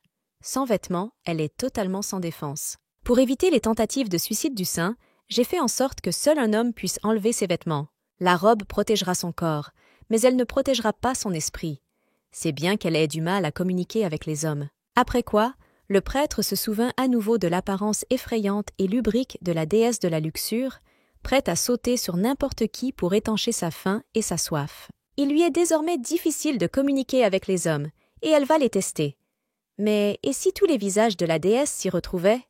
Et s'il commençait à la harceler? Soudain, au milieu de toutes ces pensées difficiles et très difficiles, le grand prêtre, vêtu de vêtements couleur de nuit profonde, fut interpellé par son assistant aux cheveux roses. « Grand prêtre, votre nom est appelé. » Kyphérion, avec de terribles bleus sous les yeux dus au fait de ne pas avoir dormi de la nuit, soupira lourdement et répondit « Je serai là. » Et après avoir d'abord vidé son esprit, Il se leva et prit sa cape blanche avec lui, et ressembla à un véritable méchant. Étant donné que la déesse était insatiable et qu'elle en voulait de plus en plus à chaque seconde, elle embrassa et laissa des marques érotiques sur la pâle prêtresse. Tout prêtre respecté était au courant de la présence de ces traces. Ainsi, afin qu'aucune question inutile ne se pose pour lui et qu'il ne se mette pas en suspicion d'utiliser le sein au profit de ses désirs lubriques, il recouvrit immédiatement entièrement de son collier les traces romantiques laissées par la déesse. Et jetant une cape blanche sur lui-même, par-dessus une robe noire à la peau complètement sombre, il marcha avec confiance dans les couloirs du temple, la tête levée et réfléchit. Combien de temps puis-je tenir? Pendant ce temps, tandis que le curé se demandait ce qu'il avait fait et s'affligeait d'utiliser la jeune fille, alors qu'elle ne pouvait pas résister, Aristelle était déjà nue depuis le matin et, respirant fortement, sentait le souffle d'Aaron sur son cou. Ensuite, elle avait le visage en sueur et de la bave coulait sur ses cubes. Elle commença à gémir et demanda à Aaron d'arrêter, tandis qu'il lui caressait les seins d'une main, et de l'autre, écartant les jambes, faisait plaisir à la fille d'en bas. Quelques minutes avant, Aaron a amené sa maîtresse à un endroit où il y avait beaucoup de vapeur chaude et lui a dit « Il s'agit d'un bain à l'eau bénite. Avant le service, la sainte doit se laver ici et purifier son corps. » Aristale fut d'abord un peu surpris. Après tout, c'était la première fois qu'elle apprenait qu'il y avait une salle séparée pour les procédures de bain. Mais ensuite, elle est devenue toute pâle, car elle a compris qu'il recommencerait à la déshabiller pour qu'elle puisse se baigner.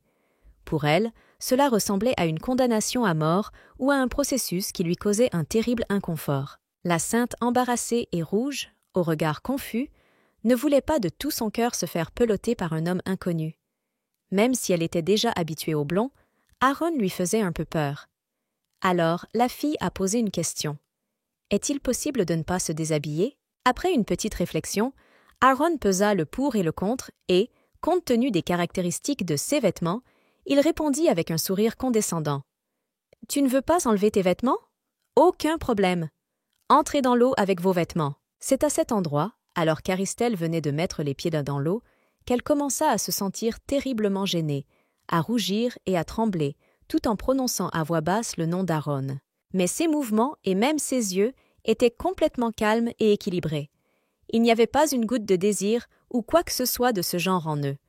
Alors, continuant à essuyer le corps de sa maîtresse, il répondit « J'ai dit, vous devez nettoyer votre corps, ce qui signifie que vous devez prendre un bain. » Tandis que la victime de la déesse de la luxure rougissait terriblement, gémissait doucement et endurait les moqueries de son jeune corps, Aaron, sans s'arrêter, se rapprocha de son oreille et murmura doucement. « Tu as dit que tu ne voulais pas enlever tes vêtements. Soyez patient, même si ça fait mal. Vous souvenez-vous que vous portez des vêtements spéciaux? Puisque dès que vous sortez de l'eau, elle va sécher. » Les grandes paumes d'Aaron semblaient s'étendre sur le corps petit et fragile de la jeune fille. Et ressentant chacun de ses contacts, pensa Aristelle. Il a de grandes mains. Les zones qu'il touche sont si chaudes.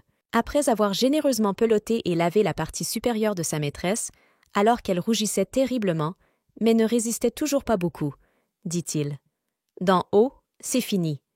Maintenant, je vais laver le bas de mon corps. Dès qu'Aristelle a entendu cela, compte tenu des mesures strictes d'Aaron pour se baigner et laver son corps, elle a également réalisé ce qu'il allait lui faire maintenant et n'allait certainement pas être doux et tactile. Et bien qu'habillée, mais toujours nue, la jeune fille pâlit aussitôt et voulut arrêter l'impudent serviteur. Mais avant que la jeune fille sans défense ait eu le temps de s'opposer ou de repousser l'homme, Aaron serra la jeune fille fermement contre lui et enfonça immédiatement 2 de ses doigts dans l'Aristelle. Sentant la chaleur des doigts d'Aaron en elle, Aristelle trembla immédiatement et expira lourdement. Réalisant son impuissance totale et le fait qu'elle était incapable d'arrêter l'homme énorme, Aristelle commença à tout réfléchir, ferma les yeux et attrapa fermement Aaron, qui ne s'arrêta pas. La fille commença à le supplier. « S'il te plaît, pas besoin, arrêtez ça !» Mais le processus de bain et de nettoyage du corps du saint avant la cérémonie du matin ne pouvait pas être arrêté. Même si Aaron faisait tout avec passion et avec beaucoup d'amour, il avait absolument le sang-froid, contrairement à Aristelle, qui était toute mouillée et gémissait à cause de la sensation des pousses de la fidèle servante en elle.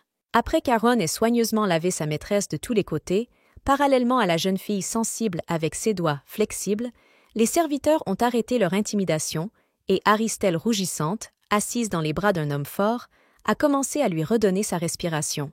Retirant ses doigts mouillés et collants de la jeune fille épuisée, Aaron sentit son corps trembler et sa voix rauque. « Je n'en peux plus.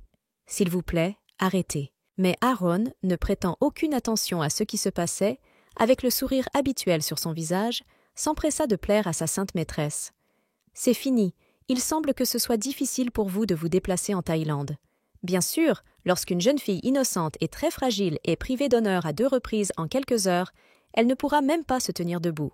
Entre-temps, tandis que les procédures de bain les plus ordinaires, censées simplement laver le sein, se transformaient en choses plus érotiques et faisaient transpirer Aristelle, son fidèle chevalier ne parvenait pas à trouver une place pour lui-même et, ne ménageant aucun effort, s'entraînait à l'entraînement. Seul. Mais tournant son visage en sueur, il regarda d'un air renfrogné et très sérieux le grand temple, où, sous couvert de procédures de bain, Aaron déshonorait Aristelle, et dit le chevalier. « Madame, comment allez-vous maintenant ?» Mais heureusement, Aaron n'était pas excité, et il n'avait pas pour objectif de se satisfaire. Par conséquent, seulement grossièrement, après avoir lavé sa maîtresse, il la porta soigneusement dans ses bras le long de l'immense et puissant couloir du temple. Soudain, comme l'avait dit Aaron, en effet grâce aux vêtements, les jambes d'Aristelle, mouillées par les procédures de bain et un peu collantes par les investissements d'Aaron, se desséchèrent immédiatement. Aristelle, un peu épuisée par de telles procédures, étant entre les mains fortes de sa servante, regardait son corps mouillé se sécher progressivement et réfléchissait. « Vraiment, mon corps se dessèche à cause de mes vêtements. Il semblerait que la fille n'avait aucune force. » Mais soudain, dit-elle avec assurance, le visage légèrement rougi. « Aaron, ça suffit, laisse-moi partir. » Aaron écouta immédiatement sa maîtresse et la déposa lentement au sol. Mais Aristelle le regardait comme si elle voulait dire quelque chose et en même temps avait terriblement peur de cet homme. Alors, Aaron, ayant obtenu des petites chaussures de la taille des petits pieds d'Aristelle, mit soigneusement et très soigneusement la chaussure sur son pied pâle et dit « Vous devez rester debout pendant le service. Pouvez-vous le gérer ?» À ce moment-là, la jeune fille s'était déjà un peu calmée, mais rougissant toujours un peu et sentant au lieu de touches grossières des touches légères et soignées, elle commença à changer d'avis envers l'homme en bonne santé et répondit gentiment « Oui, je peux le gérer. Tout va bien. » Après qu'elle se soit complètement mise en ordre, habillée, lavée et prête à servir, Aristelle et Aaron se tenaient devant la porte et la jeune fille réfléchissait. « Ce service est organisé pour mon bien. Je n'arrive toujours pas à m'habituer au fait que je suis devenu un saint. Nous devons au moins essayer de ne pas créer de problème. » Une seconde plus tard, les portes massives de la rue s'ouvrirent, et le saint bien-aimé, tant attendu de tout sortit. Et tandis qu'Aaron se penchait gentiment tout autour, Aristelle, très sérieux et distant, jouait le rôle d'un saint et ne s'accrochait qu'en silence à l'homme fort. Bien que la jeune fille n'ait pas été reçue de manière très solennelle et même à son insu, ils l'ont privée de son innocence, son apparence a été arrêtée, elle ressemblait toujours à celle d'une fille qui n'avait jamais ressenti d'intimité avec les hommes. Dans sa tenue divine, elle avait l'air très majestueuse, et le vinocugna doré sur sa tête dénotait le pouvoir et la proximité avec le peuple. De nombreuses personnes se sont rassemblées pour le service du matin pour voir à quoi ressemblait la nouvelle Sainte Dame, qui avait récemment remplacé la fille élue du temple. Sentant de nombreux regards sur son corps et écoutant que tout le monde parlait d'elle et qu'elle était sur toutes les lèvres, la simple fille du village se sentit un peu mal à l'aise.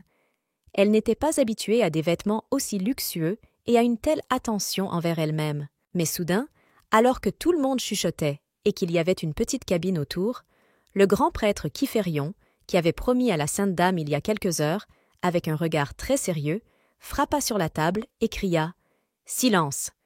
Et tout le monde se tut vraiment. Malheureusement, ou peut-être heureusement, Aristelle regarda le grand prêtre comme si c'était la première fois de sa vie.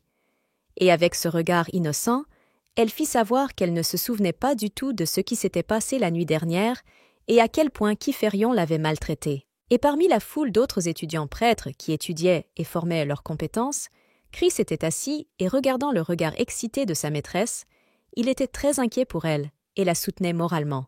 Mais comme il sied à un prêtre en chef, Kyphérion était inébranlable et avec une expression absolument sérieuse sur son visage, a-t-il annoncé publiquement et solennellement. « Je vais commencer le service maintenant. » L'immense salle aux carreaux de marbre était remplie de prêtres, et la sainte très respectée elle-même marchait le long du chemin bleu avec le prêtre Aaron, et ils s'arrêtèrent devant le grand prêtre le plus important Kiphérion. Ensuite, Aaron s'est montré un peu effronté envers la maîtresse et lui a chuchoté doucement. « Madame, vous devez rester ici. » À quoi Aristelle fut un peu confus et répondit. « Oui, d'accord. » Et dès qu'elle leva ses yeux légèrement inquiets, elle vit que des bancs étaient placés devant elle sur plusieurs rangées, devant lesquelles se tenaient divers prêtres, et ne la quittaient pas des yeux. Même si la jeune fille comprenait qu'elle devrait s'habituer à une telle attention, elle était toujours très inquiète car c'était son premier service. Et elle ne voulait pas se mettre dans l'embarras ni se donner une mauvaise opinion. Afin de se calmer et de ne pas trop s'inquiéter, Aristelle a décidé d'ouvrir un de ses yeux pour chercher des visages familiers parmi les personnes présentes. Et immédiatement, dès qu'elle a commencé à courir à travers les rangées de prêtres, vêtus de vêtements absolument identiques, elle a vu le même Christophe Blond, qui, bien qu'il l'ait accidentellement peloté, le saint s'est senti à l'aise avec lui. Par conséquent, à la vue d'un visage familier, Aristelle commença à se calmer un peu, mais elle chercha toujours des yeux son chevalier Royd. Les mains soigneusement jointes devant elle, elle se tenait à côté de deux hommes forts, vêtus de vêtements blancs avec des accents verts. Et après avoir regardé autour d'elle encore quelques fois, elle remarqua qu'il n'y avait aucun autre chevalier dans la salle. Alors, toute perplexe, Aristelle tourna la tête vers Aaron et le grand prêtre, qui auraient déjà dû commencer le service. Et en regardant les deux hommes forts et beaux, elle se demanda « Je me demande pourquoi les chevaliers ne sont pas présents au service. » Bien que Kiphérion devait respirer la confiance et la bénédiction, et en aucun CA prêter attention aux personnes présentes, diriger le service. Il remarqua inconsciemment le regard du saint sur lui-même et, en réponse, la regarda également droit dans les yeux. Mais à cause des événements de la nuit dernière, il comprit qu'il ne faisait pas l'amour avec Aristelle, mais avec la déesse. Mais néanmoins, comprendre qu'il avait déshonoré le saint le rendit embarrassé et il tourna brusquement la tête en arrière. L'Aristale sans méfiance, qui continuait toujours à regarder la locataire avec un sourire innocent et un regard interrogateur, lorsqu'un homme aux cheveux roses avec des lunettes et une robe verte commença à s'approcher d'elle par derrière, et en se rapprochant de son oreille, il fit sentir son souffle au sein et lui murmura doucement « Votre sainteté, attendez avec impatience. » Aristelle s'éloigna aussitôt du jeune homme, qui ne pouvait la quitter des yeux, et répondit, un peu maladroit et excité. « Oui, d'accord. » Continuant à s'accrocher à son visage effrayé, elle avait très peur d'avoir commis une erreur le premier jour, et réfléchissait. « Je voulais juste dire silencieusement bonjour au grand prêtre. » Mais quand même, elle se retourna pour faire face à la salle et sentit le même regard et le regard très arrogant de l'homme à côté d'elle. Même si elle était habituée au regard du public, quand il se tenait juste à côté d'elle et la regardait, elle se sentait mal à l'aise. « Pourquoi me regarde-t-il comme ça ?» L'homme aux cheveux roses n'avait aucune arrière-pensée. Ils examinèrent attentivement tous les contours de son corps et de ses pensées. J'étais intéressée de voir la femme que Chris aimait. Pas de maquillage, visage simple. Mais dès qu'il prêtait attention au devant du corps de l'innocente niaise, même à travers ses vêtements amples, ses seins larges et fermes étaient clairement visibles malgré son jeune âge. Et en comparant les formulaires du sein avec les magazines pour adultes qui lui tombaient entre les mains, pensa le prêtre, avec des pensées sales et un visage rougi. J'ai lu que les jeunes femmes aux gros seins sont populaires auprès des hommes. Chris, c'est juste un petit élève, donc il n'insiste pas trop. Pendant que le prêtre de rang inférieur évaluait les formes de sa sainte, elle tremblait encore d'excitation et avait terriblement peur de ce qui se passait. Après s'être mis en ordre et avoir dissipé les pensées inutiles sur la nuit passée avec le saint, le grand prêtre Kiphérion ferma les yeux et commença à prononcer d'anciens sorts, commençant ainsi l'ancien rituel. Le sortilège sonnait comme une mélodie harmonieuse, et tous les étudiants prêtres qui se trouvaient dans la grande salle prirent également le rythme et commencèrent à compter d'une seule voix le même sortilège que leur mentor suprême. Le sort a été créé pour faire sonner une voix masculine grave, comme s'ils invoquaient un ancien dieu grec. Par conséquent, alors que tout le monde dans la salle était organisé et récitait des sorts complexes au même rythme, celui pour qui tout le monde s'était réuni était un peu confus et écoutait attentivement la symphonie. Sainte Aristelle, après avoir jeté un sort pendant quelques secondes, sentit de la chaleur dans tout son corps et croisa les mains devant elle, comme si elle avait tout brillé et ressenti le pouvoir de la déesse en elle. La pièce était remplie des sons d'anciens hiéroglyphes et des sons calmes de la jeune fille. L'énergie sombre de la luxure a commencé à s'accumuler autour de l'élu, tout comme à l'époque où la déesse en a pris possession et a séduit l'innocent Kyphérion. Soudain, Aristelle ressentit un incroyable désir animal qui la hantait. La jeune fille a commencé à transpirer et à se sentir essoufflée. Même si la sainte essayait de cacher son état d'impuissance, son corps parlait autrement. 6 jambes se mirent à trembler, et lorsqu'elle souleva un peu sa robe, on pouvait voir à quel point la fille était mouillée. Aristelle ne comprit pas ce qui se passait, et pendant que le grand prêtre continuait à lire le sortilège, il remarqua que la sainte essayait innocemment de couvrir ses jambes enroulées et tremblait de partout. Le corps de la jeune fille brûlait tout simplement. Elle se tordit du mieux qu'elle pouvait et, serrant les dents, Aristelle essaya au moins de ne pas gémir, et sur le fond de son visage rougi et épuisé, des larmes de désespoir commencèrent à couler. Kyphérion remarqua immédiatement comment l'expression et les yeux du saint commençaient à changer petit à petit. Il se rappela immédiatement à quoi ressemblait la déesse lubrique et était très inquiet que pendant la cérémonie, Aristelle soit à nouveau possédée par la déesse et qu'elle perde la raison. Toutes les personnes présentes ont commencé à remarquer l'état étrange de la déesse. À chaque seconde, Aristelle devenait de pire en pire et son corps se réchauffait encore plus. Elle essaya de se serrer fort dans ses bras pour calmer les tremblements, mais tout était inutile et elle réfléchit à travers ses larmes. « C'est interdit. Maintenant, je dois me retenir. » Soudain, s'étant écarté du plan du service du matin, après avoir pesé le pour et le contre, le grand prêtre ne pouvait plus regarder l'état de la sainte et, mettant fin brusquement au sort, commença à s'approcher d'elle. Et tous les gens excités ont commencé à changer d'avis et à ne pas comprendre ce que faisait Lyphérion. La jeune fille était à bout et était sur le point de remettre son corps en possession de la déesse. Mais heureusement, le grand prêtre se précipita vers elle et, baissant la tête et s'agenouillant devant elle, il dit solennellement « Vaisseau sacré de la déesse Wigmentar, je demande votre bénédiction. » Après cela, il prit immédiatement doucement la paume de la jeune fille et embrassa doucement ses doigts tremblants. Comme Aristelle était déjà très excitée et sensible, même le léger contact de ses lèvres sur sa main la faisait gémir et frissonner. Et sur fond de seins rougissants et embarrassés, le prêtre aux cheveux roses se tenait dans une incompréhension, une confusion et une réflexion totale. Dieu, l'ordre de service a changé. Puis, alors qu'Aristelle pouvait à peine se tenir debout et contenir ses désirs animaux, Kyphérion se releva de manière décisive et cria à toute la salle « Chris, montrez-vous !» Christopher s'est immédiatement levé avec enthousiasme sur la pointe des pieds au milieu de la foule et a crié en retour « Je suis là, je cours vers toi !» Dans une telle situation, chacun doit faire de manière décisive et sans hésitation ce qui est prévu selon le plan de service. Par conséquent, sans perdre une seconde de temps, Chris a immédiatement couru vers le grand prêtre et s'est agenouillé devant lui. En raison du fait que Kyphérion lui faisait entièrement confiance, bien qu'il soit un étudiant inexpérimenté avec peu d'expérience, il avait toujours un bon cœur, alors il lui a immédiatement accordé la bénédiction de Dieu. Après avoir béni le jeune Chris, un peu confus, mais toujours serein, Kyphérion se pencha vers son oreille et murmura doucement « Emmenez la sainte dans sa chambre. Sinon, elle ne pourra bientôt plus le supporter. » Christopher n'a pas pu désobéir et a immédiatement obéi à l'ordre. Par conséquent, réagissant rapidement à la tâche à accomplir, il serra étroitement et soutena la jeune fille fragile, et commença à marcher lentement, au pas d'elle, le long du long couloir directement jusqu'à sa chambre. Mais remarquant qu'Aristelle pouvait à peine se tenir debout et qu'elle était toute rouge, il demanda avec beaucoup d'enthousiasme « Madame Sainte, tout va bien ?» Mais soudain, la fille s'est arrêtée et, tenant la main du gars, a commencé à respirer encore plus fort et à avoir l'impression que son corps brûlait. La jeune fille était presque en train de perdre connaissance. Mais après quelques minutes, Chris, d'une manière inconnue, l'a aidée à monter dans la chambre et l'a allongée sur un lit moelleux. Les cheveux de la sainte étaient ébouriffés et sa robe exposait parfaitement ses jambes crispées. Aristelle ouvrit les yeux par force et tout devant elle était comme dans un brouillard. Elle n'a vu que le contour approximatif du visage d'un Chris excité, qui était très inquiet pour elle, et a dit « Madame Sainte, allongez-vous!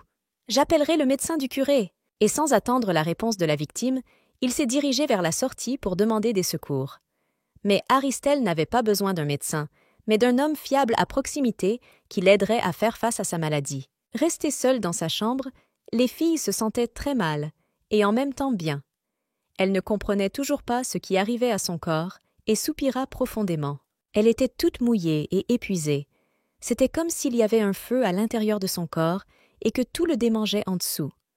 La jeune fille transpirait abondamment et n'en pouvait plus. Par conséquent, sans s'en rendre compte, sa main s'est involontairement tendue vers l'endroit le plus sensible. Et le mettant entre ses doigts, Aristelle commença à se faire plaisir.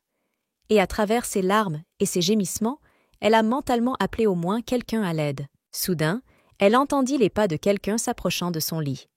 Par conséquent, elle a immédiatement levé les yeux de son travail, a tendu sa main tremblante et a attrapé la cape d'un homme aux cheveux longs. Elle s'est appuyée sur lui. Levant le regard, elle ne vit à nouveau rien et, étant dans le brouillard, ne put voir qui se tenait devant elle. Mais néanmoins, la silhouette et les cheveux noirs indiquaient clairement que devant elle se trouvait une sorte de personne qui ne lui était pas familière. Par conséquent, s'accrochant fermement à l'homme légèrement surpris, qui, sur fond de lumière vive, semblait en quelque sorte divin, Aristelle leva vers lui ses yeux épuisés et suppliants, et dit d'une voix tremblante « Qui es-tu » En réponse, un très beau et doux jeune homme au regard gentil et au visage innocent prit la main de sa maîtresse et répondit très chaleureusement « Désolé, je ne me suis pas présenté. Je m'appelle Josué. Ils m'ont dit que tu ne te sentais pas bien. Je suis médecin. » Aristelle, à la vue d'un bel homme capable de satisfaire sa faim et son désir animal, se mit à respirer encore plus fort et, le regardant dans les yeux, prononça son nom. Dès que la jeune fille prononça le nom de son sauveur, elle rétrécit immédiatement et grimaça. Elle fut saisie par un moment de douleur, au cours duquel elle s'accrocha fermement au médecin. Et naturellement, Joshua a demandé paniqué. « Madame Saint, qu'est-ce qui fait mal ?» Mais Aristelle ne ressemblait plus à un saint.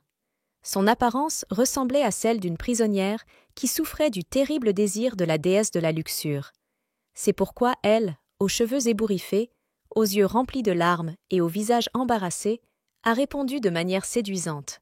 « Mon corps me fait mal. Tout mon corps est en feu. » Le médecin, bien qu'il fût un spécialiste spécialisé, fut un peu surpris de cet état de la jeune fille fragile et, avec un visage confus, commença à deviner quelque chose et avança dans son esprit tous les diagnostics possibles. Puis, de sa main douce, il saisit le visage impuissant et désespéré de la jeune fille en sueur. Aristelle sentant la chaleur de sa paume, elle se calma même un peu et s'assit avec impatience, attendant ce qui allait se passer ensuite. Et de manière inattendue pour elle, le médecin, qui avait peut-être deviné les effets secondaires après les retrouvailles avec l'esprit de la déesse de la luxure Wigmentar, a commencé à déplacer doucement et lentement la fille vers lui et lui-même lui a tendu la main. Aristelle commença à se détendre lentement et à s'abandonner complètement entre les mains de Josué, après quoi, tandis qu'Aristelle fermait les yeux et se préparait à un baiser passionné, Joshua, qui n'avait aucune intention sale envers sa fragile maîtresse, releva sa frange et la toucha du front, dit « Vous avez une légère fièvre.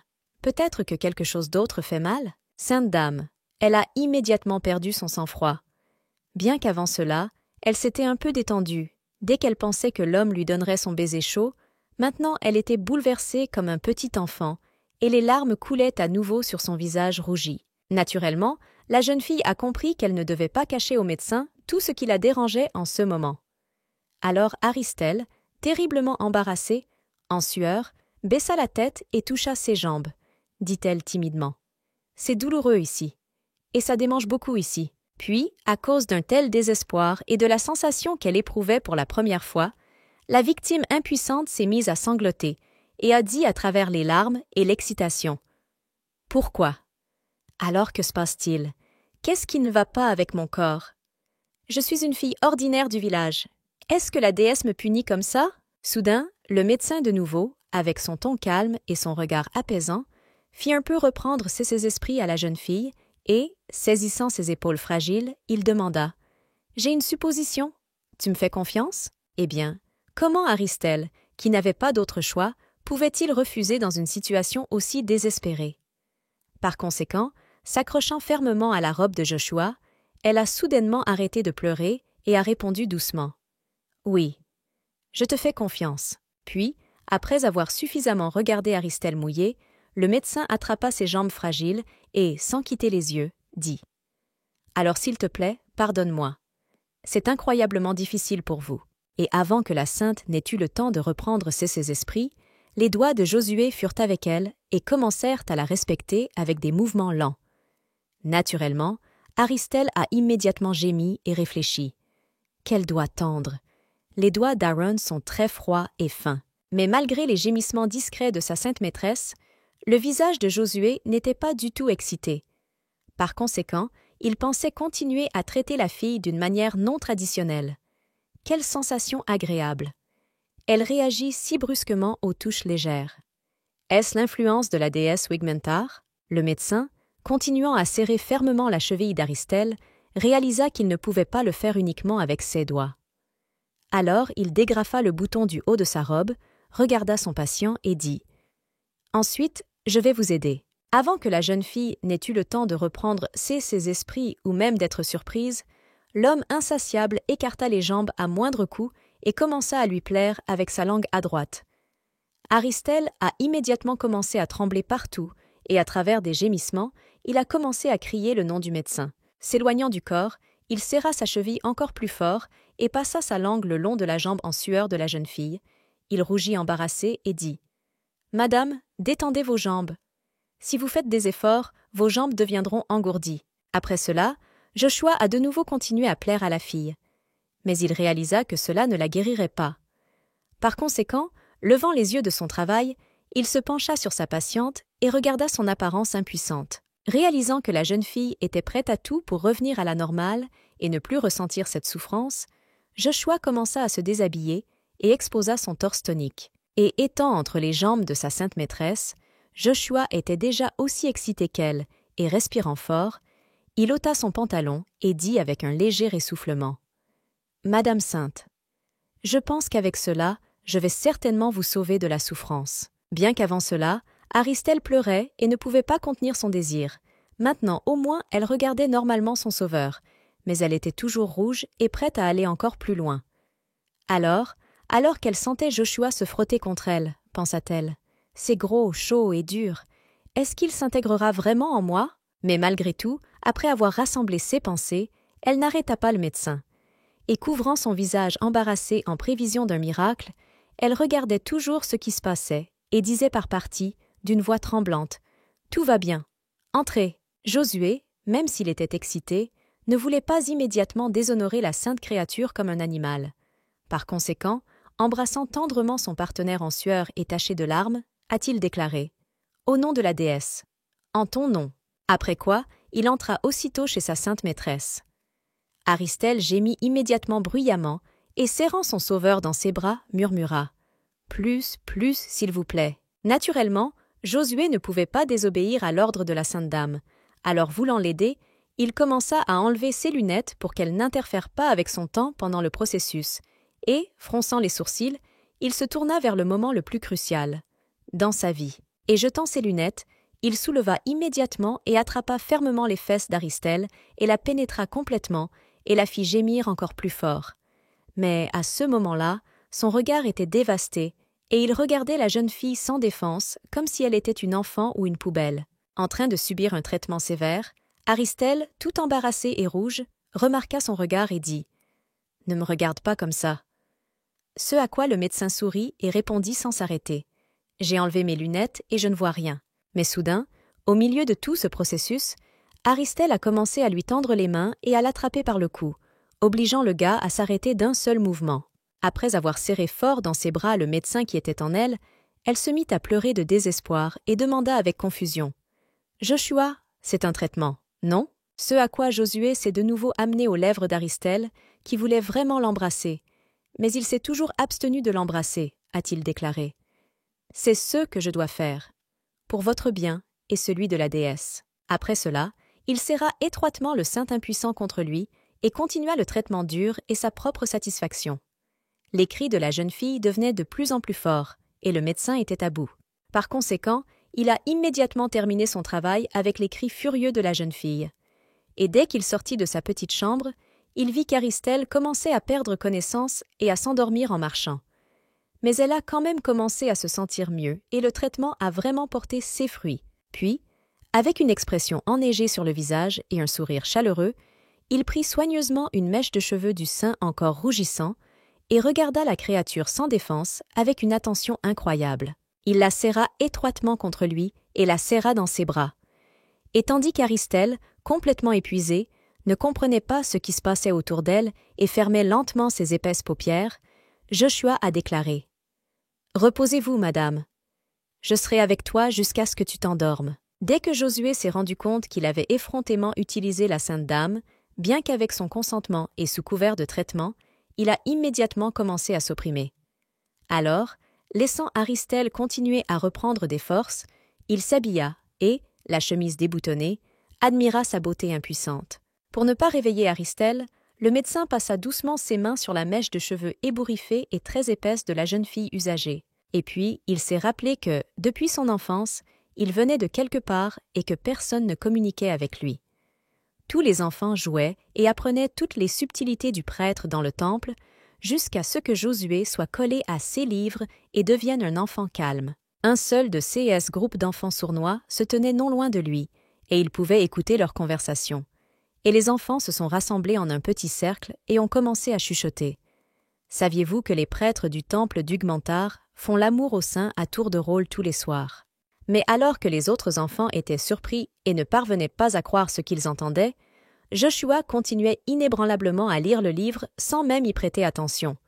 Mais l'enfant qui a découvert ces ragots a déclaré « Mais si c'est vrai, j'aimerais servir dans ce temple. » Derrière ces garçons anxieux qui voulaient goûter au corps d'une femme dès leur plus jeune âge, une entité sombre et maléfique est apparue et a crié froidement et très terriblement. Naturellement, c'est absurde. Les jeunes hommes furent très effrayés, et aussitôt l'un d'eux tomba au sol de peur, et ils crièrent tous ensemble. Et celui qui effrayait tous les trois était petit, mais toujours le même Kyphérion sombre et sérieux. Dès son plus jeune âge, il se démarque par son intelligence et ses capacités. Il visait donc la place du grand prêtre, et il a essayé de faire des reproches à tout le monde et partout, et de montrer de quoi il était capable. Les mains jointes, avec une arrogance incroyable dans son ton, les regardant, dit-il d'une manière très effrayante et menaçante. « C'est donc vous qui répandez de telles sales rumeurs. Nous devons le dire au grand prêtre. » Pendant que les gars se justifiaient par leurs sales pensées et demandaient de ne rien dire au geste suprême, Joshua s'était déjà arrêté à la page où il parlait de la déesse. Et en regardant attentivement le dessin pas du tout enfantin d'une fille nue aux cheveux flottants, le petit docteur se souvint à jamais de ce à quoi ressemble la déesse Wigmentar. De nombreuses années se sont écoulées depuis. Maintenant qu'il a grandi, Josué a véritablement expérimenté ce que signifie devenir un avec la Sainte Dame elle-même. Et il a reniflé la douce odeur de ses cheveux, il s'est mis à l'écoute et s'est dit qu'il ne referait plus jamais ça. Aristelle a quitté la pièce. Joshua, qui a joué dur pour obtenir et a donné l'exemple aux prêtres de rang inférieur, s'est tourné vers Christopher excité. « Elle vient de s'endormir, laisse-la tranquille. » Chris n'a pas discuté avec le sage docteur du temple et l'a écouté. Par conséquent, Josué, avec une expression légèrement perdue sur le visage, marchait le long des couloirs du temple, se souvenant de son enfance et réfléchissant. Dans un château fermé, où un groupe d'hommes surveille une femme tout au long de sa vie, il doit y avoir au moins une sorte de relation entre eux. Quand il m'a semblé que le chef exagérait, mais la vérité s'est avérée bien pire. Soudain, au milieu de ses pensées profondes, le médecin se figea sur place et releva lentement la tête de surprise. Et celui qui l'inquiétait un peu était le grand prêtre Kyphérion, qu'il rencontra accidentellement dans le couloir du temple. Ils échangèrent des regards froids et se regardèrent encore quelques secondes. Il y eut un silence de mort au milieu du couloir. Et pour le faire tomber, le curé a posé une question. Quel est l'état de sa sainteté? Ce à quoi le médecin a répondu. Elle n'était pas encore habituée à la vie au temple, donc elle était très fatiguée. Je lui ai donné des médicaments. Elle dort maintenant. Dès que Lyphérion entendit parler d'un médicament, il devint immédiatement très méfiant et demanda doucement. « Médecine, dites-vous » Immédiatement, une situation frénétique et tendue s'est formée dans le couloir. Les deux hommes qui utilisaient à tour de rôle Saint-Aristelle ne voulaient pas se l'avouer et tentaient de le cacher. Mais Lyphérion savait que Josué mentait. Et se rappelant dans quel état et avec quelle expression la jeune fille avait quitté la salle pour le service, le grand prêtre savait avec certitude qu'aucune pilule n'aiderait ici. L'état de Lady Saint n'était pas causé par la fatigue. Il était très en colère contre Joshua sans vergogne qui prétendait être un gentil médecin. Pour un serviteur du Seigneur, Mentir est un énorme péché. Serrant fermement sa paume dans un poing, de sorte que ses veines ressortent, Kyphérion se contrôla à peine et était sur le point de frapper le médecin pour avoir menti. Mais ayant une ombre grande et très sombre derrière lui, il se calma un peu et réfléchit judicieusement. Si je dis que je sais qu'il ment, alors révèle comment je connais son état, et ce qu'il lui a fait la nuit dernière. Par conséquent, bien qu'il ait été très désagréable pour lui que dès le lendemain, les hommes aient commencé à profiter de l'impuissance d'Aristelle, le prêtre n'a toujours pas voulu se révéler et a dit gentiment « C'est bien que le saint soit déjà meilleur. »« Merci, Père Joshua. » Soulagé, Joshua garda un air sérieux et inclina poliment la tête, répondant respectueusement « Ça n'en vaut pas la peine. Ce n'est rien. » Et afin de ne pas aggraver la situation et de ne pas se trahir accidentellement, Josué, raisonnable et prudent, quittant rapidement le grand prêtre, a ajouté « Ensuite, si cela ne vous dérange pas, je retournerai dans ma chambre. » Kyphérion était très en colère et en même temps confus. Bien que lui, comme le docteur, ait profité dans un accès de passion d'une fille fragile et sans défense, il se sentait toujours très peiné dans son âme, du fait qu'il réalisait à quel point le saint faisait l'amour inconditionnellement avec Josué. Assez de temps s'était déjà écoulé, et Aristelle endormie, allongée sur un lit moelleux, commença à ouvrir lentement les yeux et à reprendre ses esprits. Mais comme, contrairement au prêtre Aristelle, elle s'est donnée à Josué alors qu'elle était pleinement consciente, elle a immédiatement sauté du lit avec un visage légèrement rougi et confus. Bien sûr, après un traitement aussi orageux et passionné de la part d'un médecin agité et affamé, le dos de la jeune fille fragile a immédiatement commencé à lui faire mal et une légère douleur s'est propagée dans tout son corps. Bien qu'elle se soit rapprochée du médecin uniquement parce que la situation l'exigeait, la jeune fille naïve s'était déjà attachée au bel homme. Et faisant une expression légèrement triste sur son visage, pensa-t-elle « Comme c'est bon. Est-ce que je me suis endormie tout de suite? Et il est déjà parti ?» Mais soudain, les pensées profondes du simplet avide de voir le médecin furent interrompues par Christopher, sympathique et joyeux, avec un large sourire sur le visage, qui se précipita dans la chambre de sa maîtresse sans frapper et cria « Madame Sainte, êtes-vous déjà réveillée ?» Alors que la jeune fille était un peu perplexe face à la récente intimité avec le médecin et un peu perdue dans le vide, Chris, apportant un plateau directement sur son lit, lui demanda « Comment te sens-tu » Et sans attendre la réponse de la sainte, il plaça le plateau devant elle et ajouta « Tu dois avoir faim ?» Et sur le plateau lui-même, il y avait une variété de plats. Le premier était une soupe parfumée accompagnée d'un petit pain chaud et de morceaux de pain, le second était une délicieuse salade avec un œuf à la coque et des légumes. Et pour le dessert, il y avait des macarons aux fraises et aux myrtilles. Aristelle n'a rien mangé à son arrivée au temple, mais au lieu de cela, elle a déjà réussi à plaire à 2 hommes. C'est pour ça qu'elle marchait épuisée pendant tout ce temps. Et pendant que le saint regardait avec admiration toutes ces friandises, Chris continuait à parler. « La cuisine du temple a fait de son mieux spécialement pour vous, mais la fille n'a rien mangé, ce n'est pas parce qu'elle ne le voulait pas. » Les saintes coutumes que chacun devait observer, même le saint, stipulait qu'avant la cérémonie, il fallait jeûner et en aucun cas manger quoi que ce soit. Par conséquent, impatiente, la jeune fille ramassa soigneusement la soupe parfumée et réfléchit. « Je ne me souviens même pas de la dernière fois où j'ai mangé normalement. » Et déplaçant lentement la cuillère de soupe vers ses lèvres tendres, elle se préparait à saturer son corps avec de la nourriture normale et enfin à reprendre des forces. Et pendant que le saint mangeait, Chris l'observait attentivement de côté.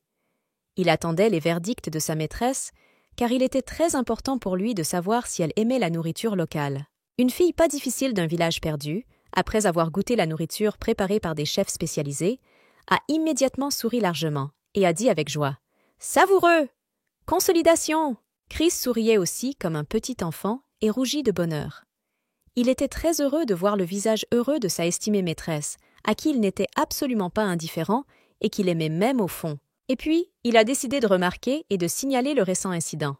D'ailleurs, tout le monde avait tellement peur quand tu t'es évanoui. Naturellement, Aristelle, qui n'avait jamais attiré autant d'attention sur elle, commença à se sentir un peu gênée, car c'était uniquement à cause d'elle que toute la cérémonie avait été interrompue. Au cours de cette courte conversation, bien que petite et fragile, elle avait déjà complètement mangé la salade, la moitié de la soupe et presque tous les petits pains ainsi que le dessert. Alors, dit Chris en lui retirant le plateau. Le grand prêtre a été le premier à remarquer que vous ne vous sentiez pas bien. Il a même modifié l'ordre de service. Pendant ce court laps de temps qu'il a passé avec elle, Chris a appris un peu plus sur sa nature simple et sa pensée. Je ne vous dirai pas que l'autre curé n'a pas aimé le changement d'ordre, sinon elle va commencer à s'en prendre à elle-même. Après quoi, Sivo-Pat Chris, se souvenant de sa rencontre avec Kiférion, a ajouté « Après le service, le grand prêtre est venu ici.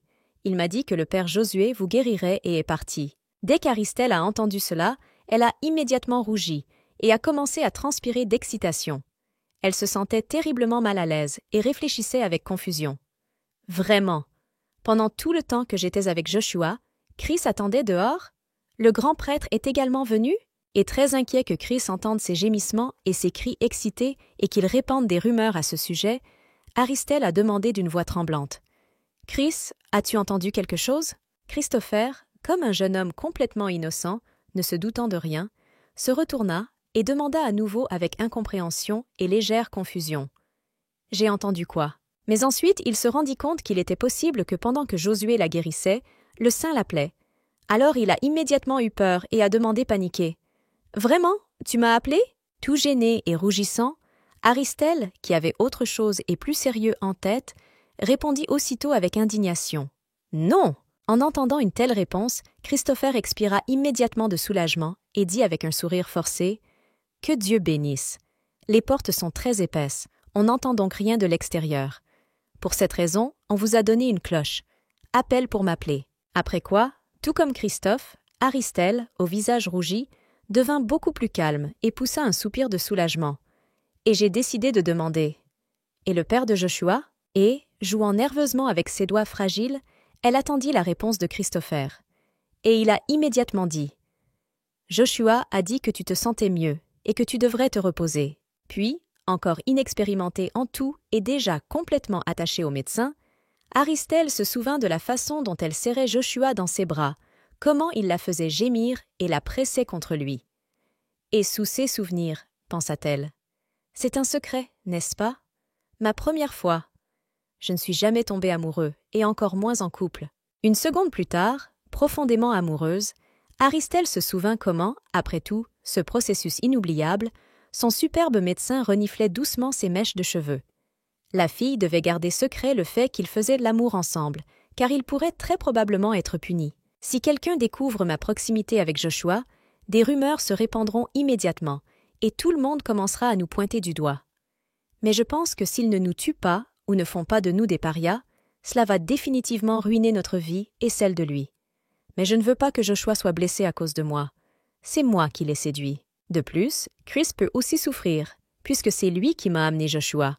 Et la vie d'un garçon innocent, qui ne cherche partout que de bonnes choses et des sourires très chaleureux, peut tout simplement être gâchée à cause de mes désirs lubriques. Nous devons nous calmer. Et sois cool la prochaine fois que nous nous rencontrerons. Ce n'est qu'une impulsion momentanée de désir et d'instincts animaux. Cela ne se reproduira plus et je ne séduirai ni ne mettrai plus jamais personne en danger. Christopher était un peu inquiet, car il voyait le visage légèrement perplexe et pensif de sa maîtresse frivole et impressionnable.